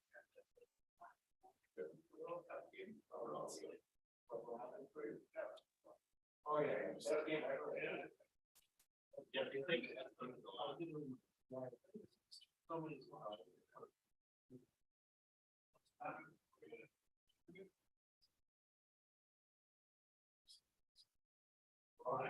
oh, really? 13 shot.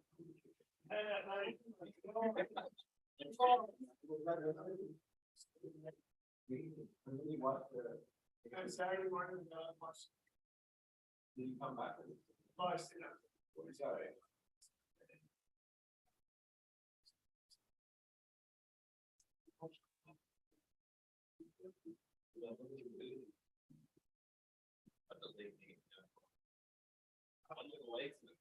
No, no. But it was older.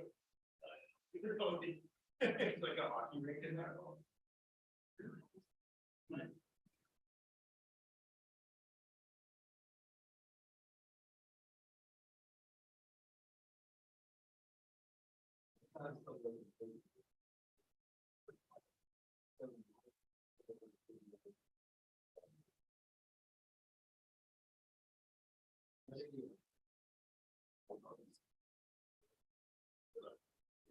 That's a great age.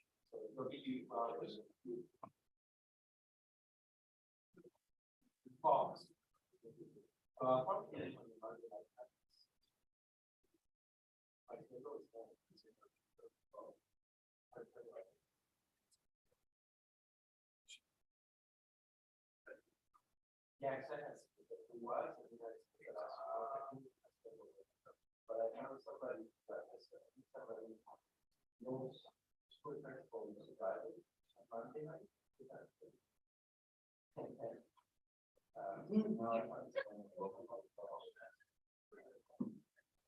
But then he only does it back.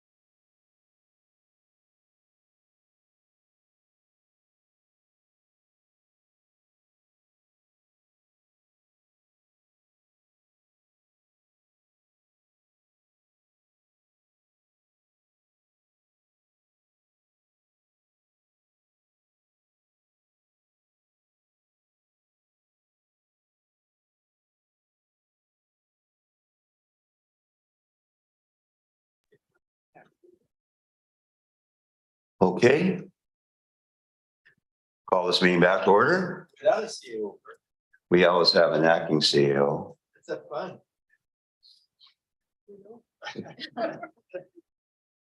Then we're.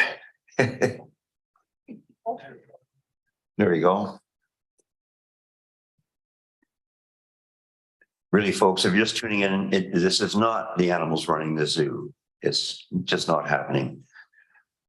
Got a question? But in the interest of time, well, we do have a question from Director Hardy. Yeah, not a question, a comment, all in favor.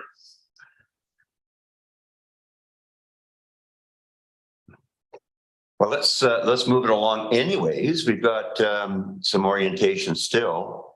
Local water service is gone. Number 6 orientation, the Rural Community Grant Service report for receipt.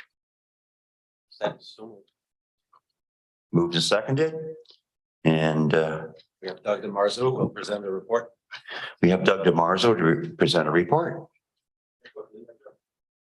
Great. How much you get paid again?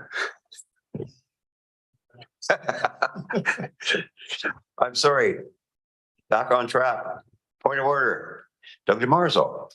Thank you, through the chair to the directors. This is the rural community grant, which we discussed briefly this morning.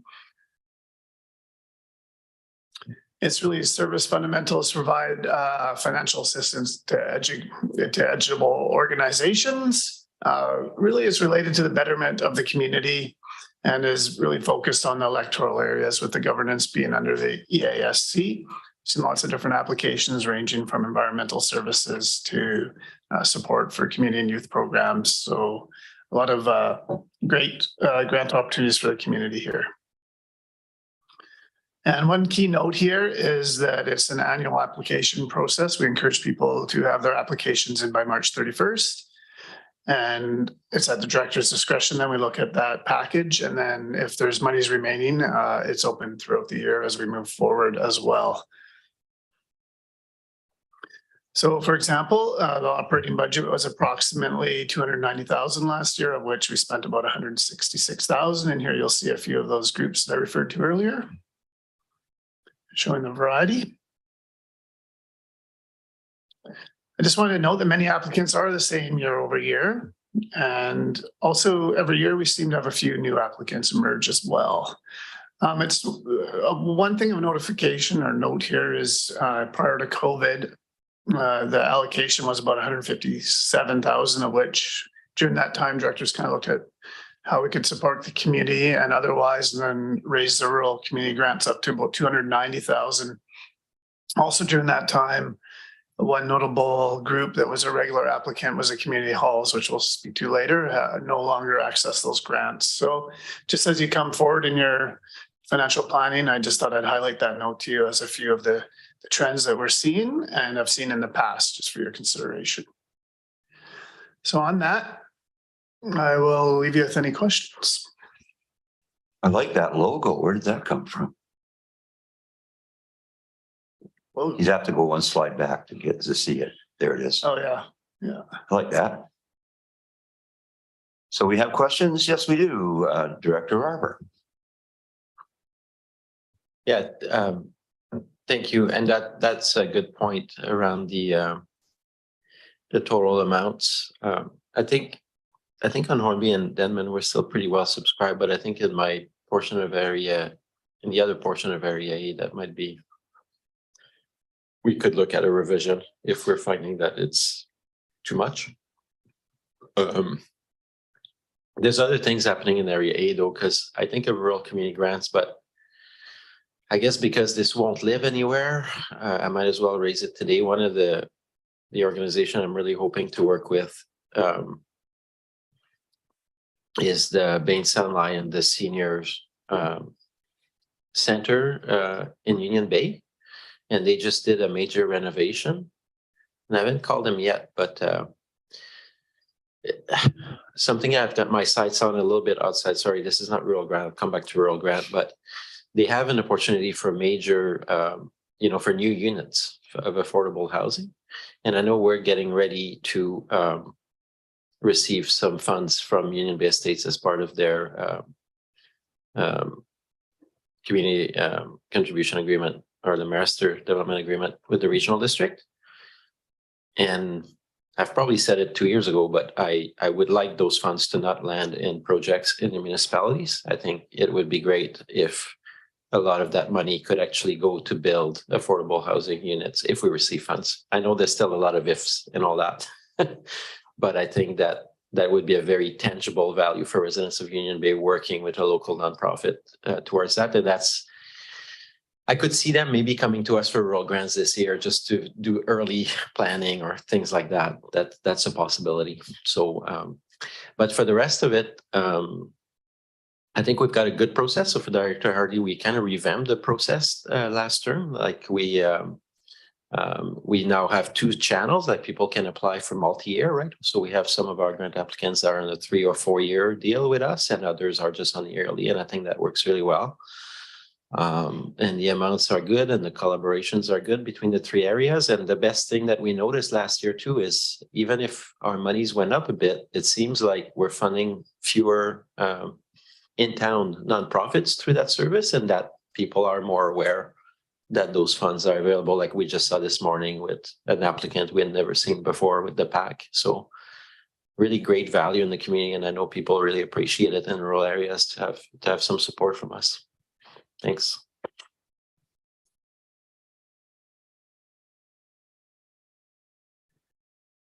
Well, it remains to be seen what's coming around the bend and who's going to have their hands out again. But as I said earlier on in the meeting, this is basically our only discretionary dollars. And we generally channel it through to conservancy groups and nonprofits and charity groups and what have you, which is our And we try to keep it in the electoral areas, of course. So seeing no other questions, I'm going to call it on receipt. All in favor? And that carries.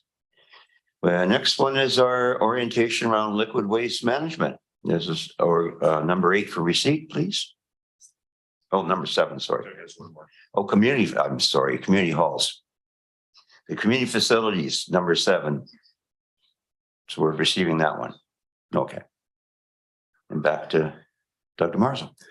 Thank you. Through the chair to the directors. Community facilities are really focused on the community halls on Hornby Denman area C, A, and to some extent B. I think it's really important that we consider them and their role in the community being a place where the community can promote their health and well-being, promote some aging in place in the community, as well as we're starting to see a trend where we're starting to see CVEP program working with the community halls and some support for rural opportunities to help support delivery of those programs if they are needed. Really, the service fundamentals here are really providing financial assistance to boards that own and operate many of the community halls and work with their own models within those facilities. So it's really just a financial type role. We also do provide informal advice and other opportunities with the community halls, but that's been the general sense in the past. Again, they're electoral area focused. There's 5 services that support those community halls. So,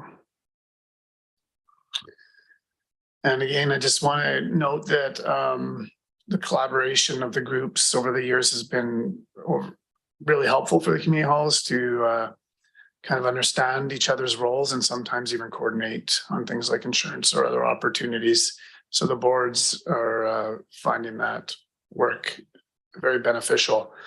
The boards are all volunteer, and it's very volunteer-based organizations for the most part. There's only a couple part-time staffed employees within all our halls. Some of the current projects and arrangements, again, we're looking at asset management. Some of the halls are quite aged, so we're continuing to understand that and see if there's a role for the CVRD to assist in that in the future. And really the cost of just doing business in general is rising. Insurance is one example of that. And in-kind community support seems to be dwindling from what they've had in the past. So it's a little bit of a interesting place to be as a volunteer board, and facilities they're relied upon by the community for sure. Financial overview is we're running about an operating budget around 300,000 to help support the community halls, and we look at about 75,000 or so in capital budgets coming up this year, which could include some of the completed projects such as the Merville septic and windows in Fallen Alders, and more looking to the future, looking to work with Fanny Bay, Union Bay, and Hornby on various different capital upgrades as we move forward, being roofs in a couple and some water damage in the past at Fanny Bay. We talked a bit about it, is that increased asset deficits are a concern, but one thing we can take away is the boards remain strong at most of the community halls, and this shows with the level of volunteerism around the community that they're still engaged in the community halls, and they're mostly able to recruit for a lot of their boards. Of course, they, like many, struggle with perhaps the financial side of secretaries from their board piece, but I think they still seem to have people from the community rise up and support them when called upon. And that's about it. And I can insert some services images here if you want. That was a snow day. Yeah. It's a snow day. Just to jump in, sorry, but do we have an assessment of the condition of all the halls? Have we taken any inventory on what asset management means when it comes to community halls? Yeah, so we're currently meeting with each community hall individually, looking at entering into a financial kind of agreement. So that's one of the questions Kevin and I have been asking. And feedback we have with some of our meetings with the preliminary halls is there is a priority amongst those halls to look at facility condition assessments for each of them. Hornby Hall is one that we have that has a reasonably comprehensive one, but the rest are kind of yet to be determined a bit. And we've asked them, like, what's more beneficial to your hall if we were to assist some way in coordinating some collaboratively of a group. And that is one of the pieces that have risen to the top and will likely be in your financial consideration during budget this year or next year, depending on how those conversations evolve. They kind of need like a 5-year horizon plan, don't they? Yeah, they have 5-year financial plans they submit to us, but really they need the facility condition assessments to kind of start to understand really what 20 years looks like, but just understand their baselines a little bit better. Yeah. Director Arbor?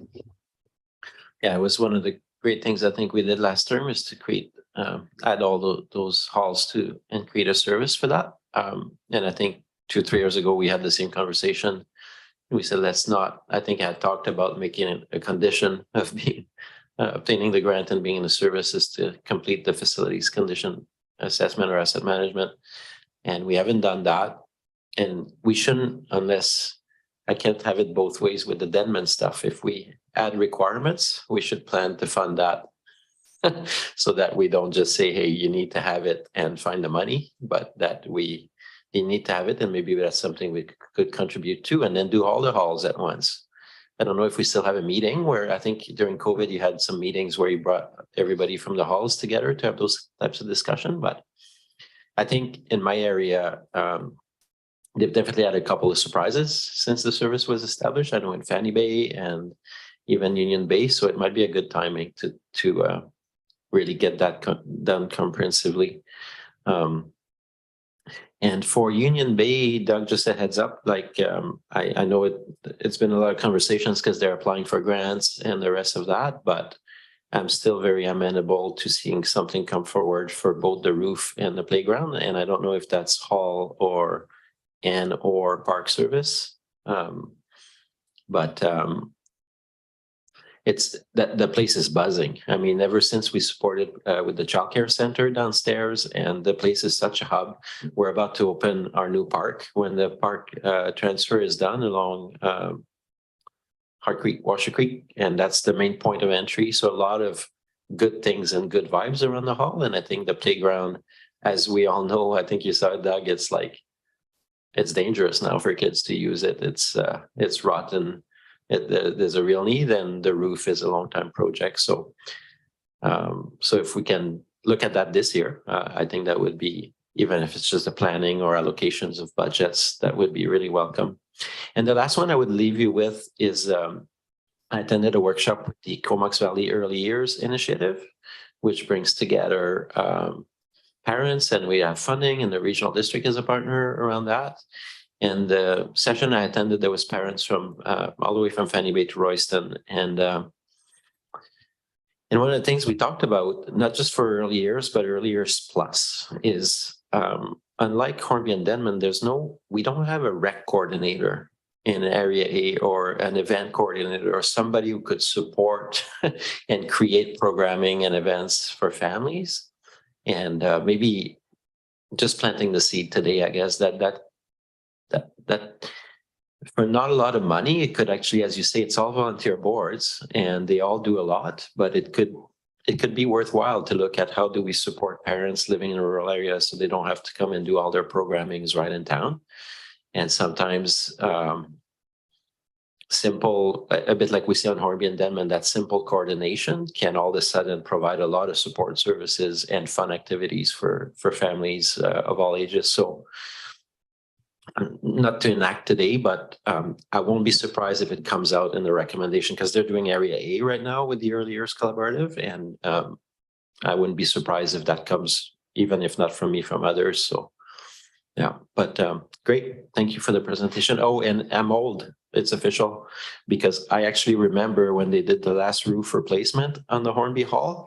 So the fact that today I see roof potential or roof replacement, I'm like, wow, I've already been associated with Hornby for that long that it's already a roof has gone by. Well, obviously it's not a steel roof. Cedar shakes. Firemen don't like that. But anything from area B? Unfortunately, I don't think there is a community hall in area B, but we do appreciate your contributions. I was just gonna ask that question.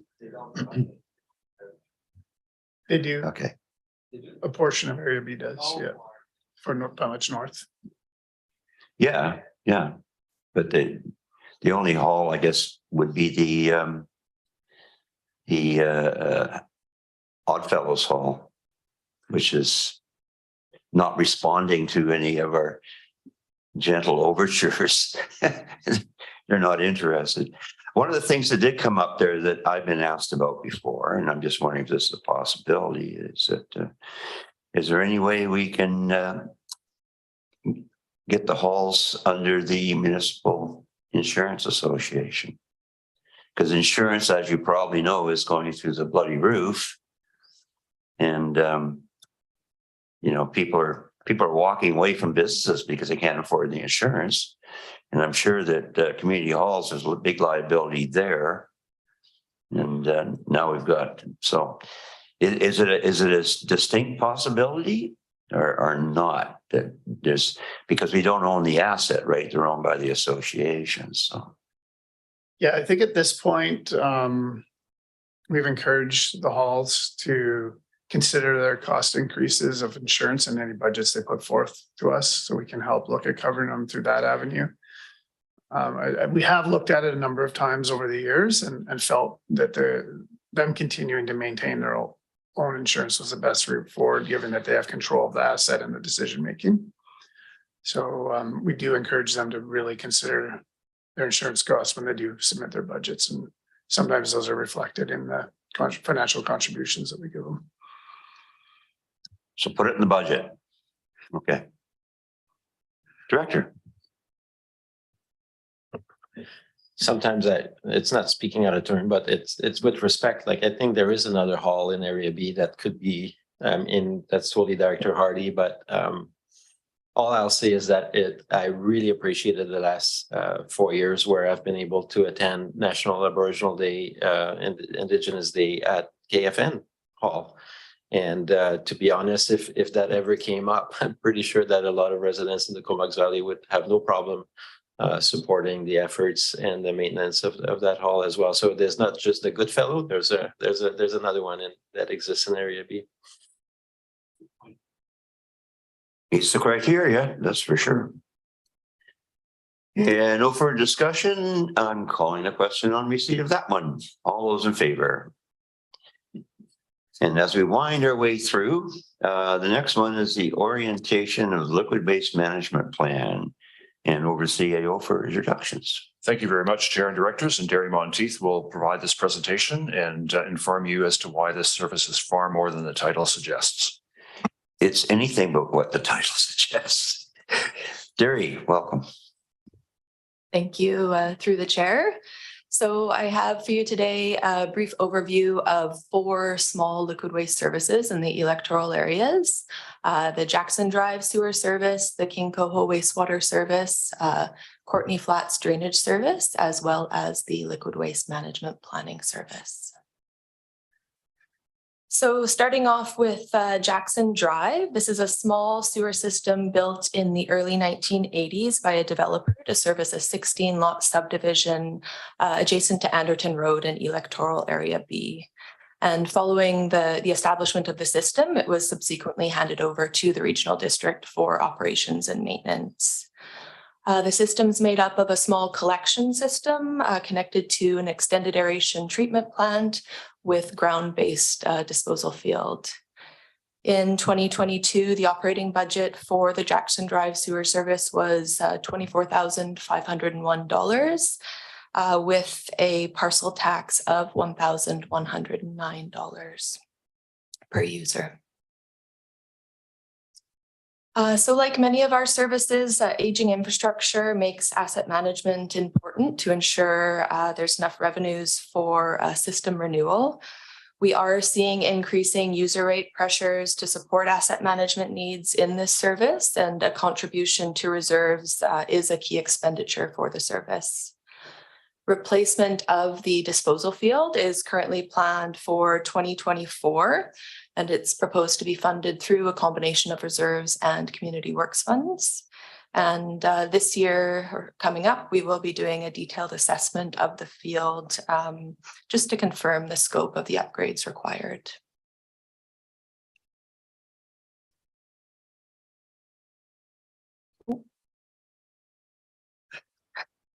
So the next small sewer service is the King Coho sewer service.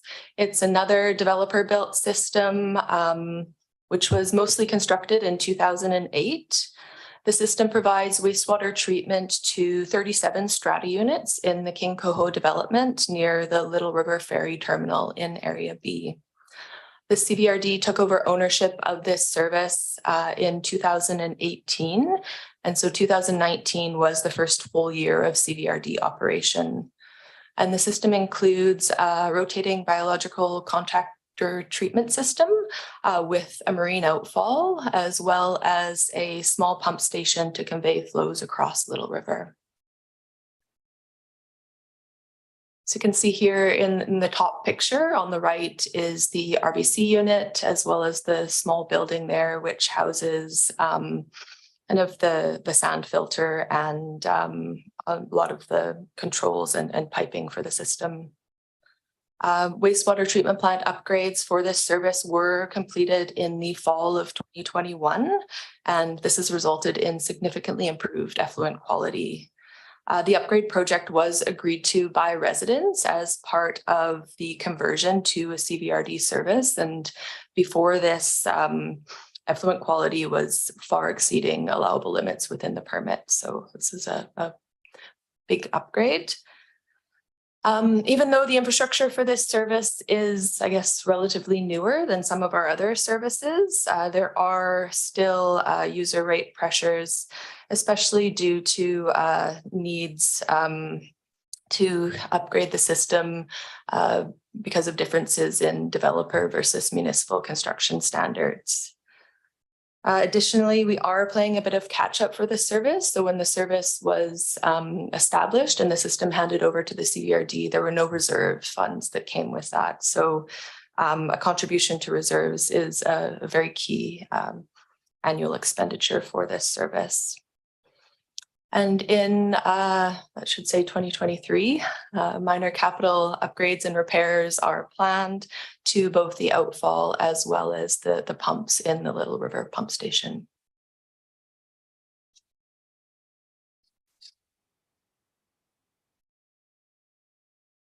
So the next service is the Courtney Flats Drainage Service, also in Electoral Area B. And this service was created to drain fresh water and limit tidal water intrusion into Dyke Slough. The service was established in 1987 to address historical drainage and flood problems in the area. And the existing infrastructure includes 3 tidal gates, which were installed in 1989 and financed through MFA. And the service area debt was fully repaid in 2009. The service is completely funded by property tax collected from each of the 15 participating properties for operation and maintenance, as well as contribution to reserves. And the 2022 operating budget for this system was $10,059, so quite a small service, with a property tax rate of $47.90 per hectare, with the service covering approximately 153 hectares in total. So given the location and nature of this service, climate change will have an impact and is a key consideration in planning for infrastructure renewal. As with the previous 2 services, asset management is also a key part of sustainable service delivery for this service. We have replacement of the tide gates currently planned for 2027, and these will be funded by reserves. And there will be a lot of consultation with residents, producers, environmental stakeholders, and other levels of government required in advance of the replacement to discuss the best way to manage the tidal gate system into the future.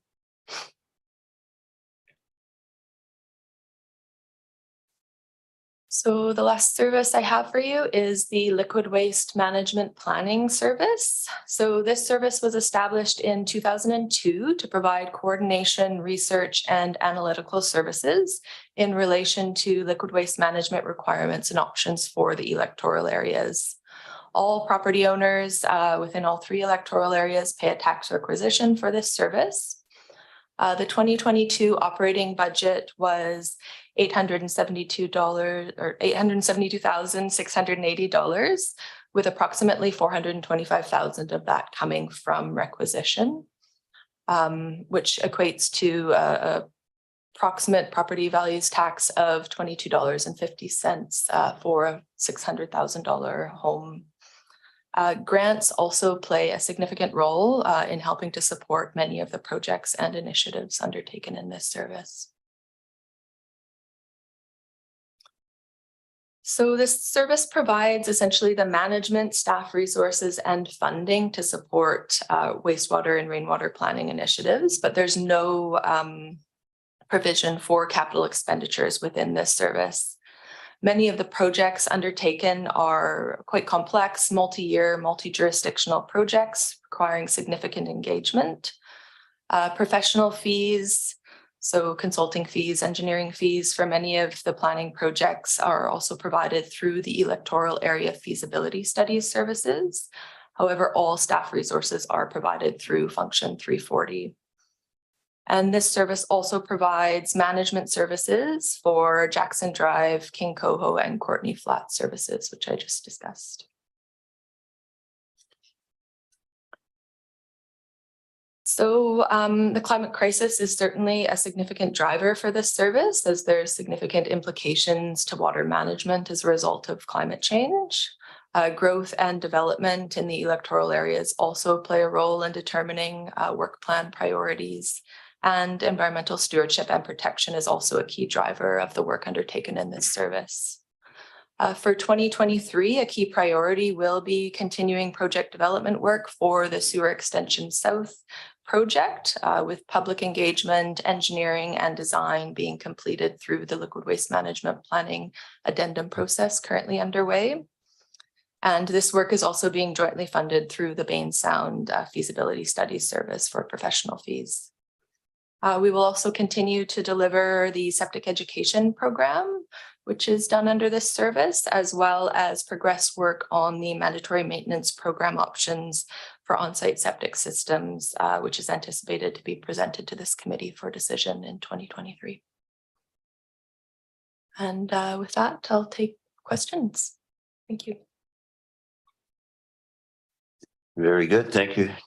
And now Director Arbor. Yeah, thanks for the overview. My question's on the very last point around the septic, the potential for septic regulation, which I guess would apply to, well, we have a report which we saw 3 years ago, 2 years ago. It's aging well, but the question is, we did the treatment plant, the sewage treatment plant tour, and actually Deputy CEO James Warren had some good ideas there. Is it going to be a specific? So one thing he said is, you know, could we have a service where, say, it's mandatory maintenance and people have to do an empty out every 5 years? Right now, people might or might not do it. But it was like, well, maybe, you know, it's $300 or $400, so maybe we could collect the tax $60 a year. And then at the end of that time, automatically you get a call, and it might be organized by the CVRD, and the truck is coming to your place, and it's the empty out and basic inspection. Is that the kind of decision point you can see coming, or do you have other things in mind that might be in the recommendation? Not to give away your scoop, but so we can warm up our brains. Yeah, certainly through the chair. So yeah, those are the types of decision points that will be coming forward.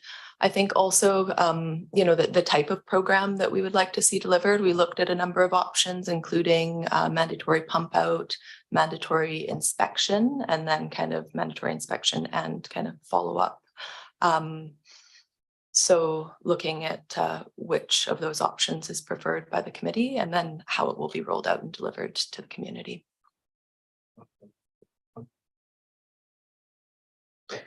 That sounds great. It might be that escalating one that you do the mandatory pump out.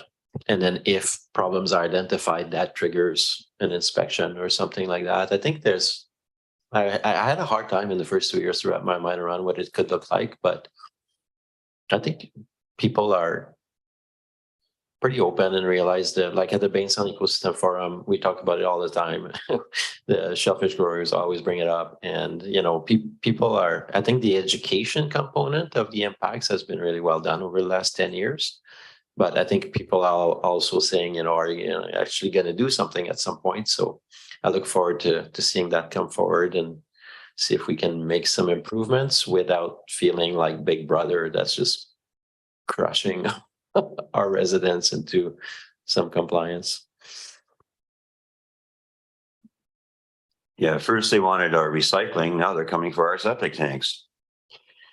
We get all the fun stuff, but this, as you say, the function itself is the title is a bit misleading, because there are people that wonder, well, I don't have a sewer, so why should I be paying this and all that. So I do think, though, we should definitely engage the people in the industry. I know when I had mine pumped out last year, I guess it was, it had a good talk with the operator with the truck, and he said I could tell you where all the failing septic systems are. So it's much like getting the same kind of thing we could probably use for when we talk about with smoke reduction, because all the people that do all the chimney sweeping and all that, they can also tell you where the bad actors are. So it's I think we have to solicit the help of the professionals, because they're the boots on the ground and they know what's going on. But certainly, I think that most reasonable people do get their tanks pumped every 5 years or so. Otherwise, there are problems. But of course, there's always the bad actors that spoil it for everybody. So my only suggestion is that we kind of lose that $600,000 average house price thing.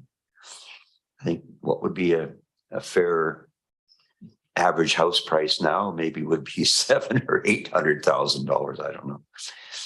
But when they talk about an average $600,000 house, is there anything in sight? Probably not. Anyway, so that's this is one of the of all the services I think that I get questioned on the most, because nobody really understands it. But it is there, and certainly is going to play a big part up in the Saratoga Miracle Beach area when it gets it's being developed, because there is 2 reports, I think, on that, and one's still outstanding. It's still on our work plan, so it's not a done deal. Well, thanks, Terry. Great stuff. I think we can vote on receipt. All in favor? That's carried.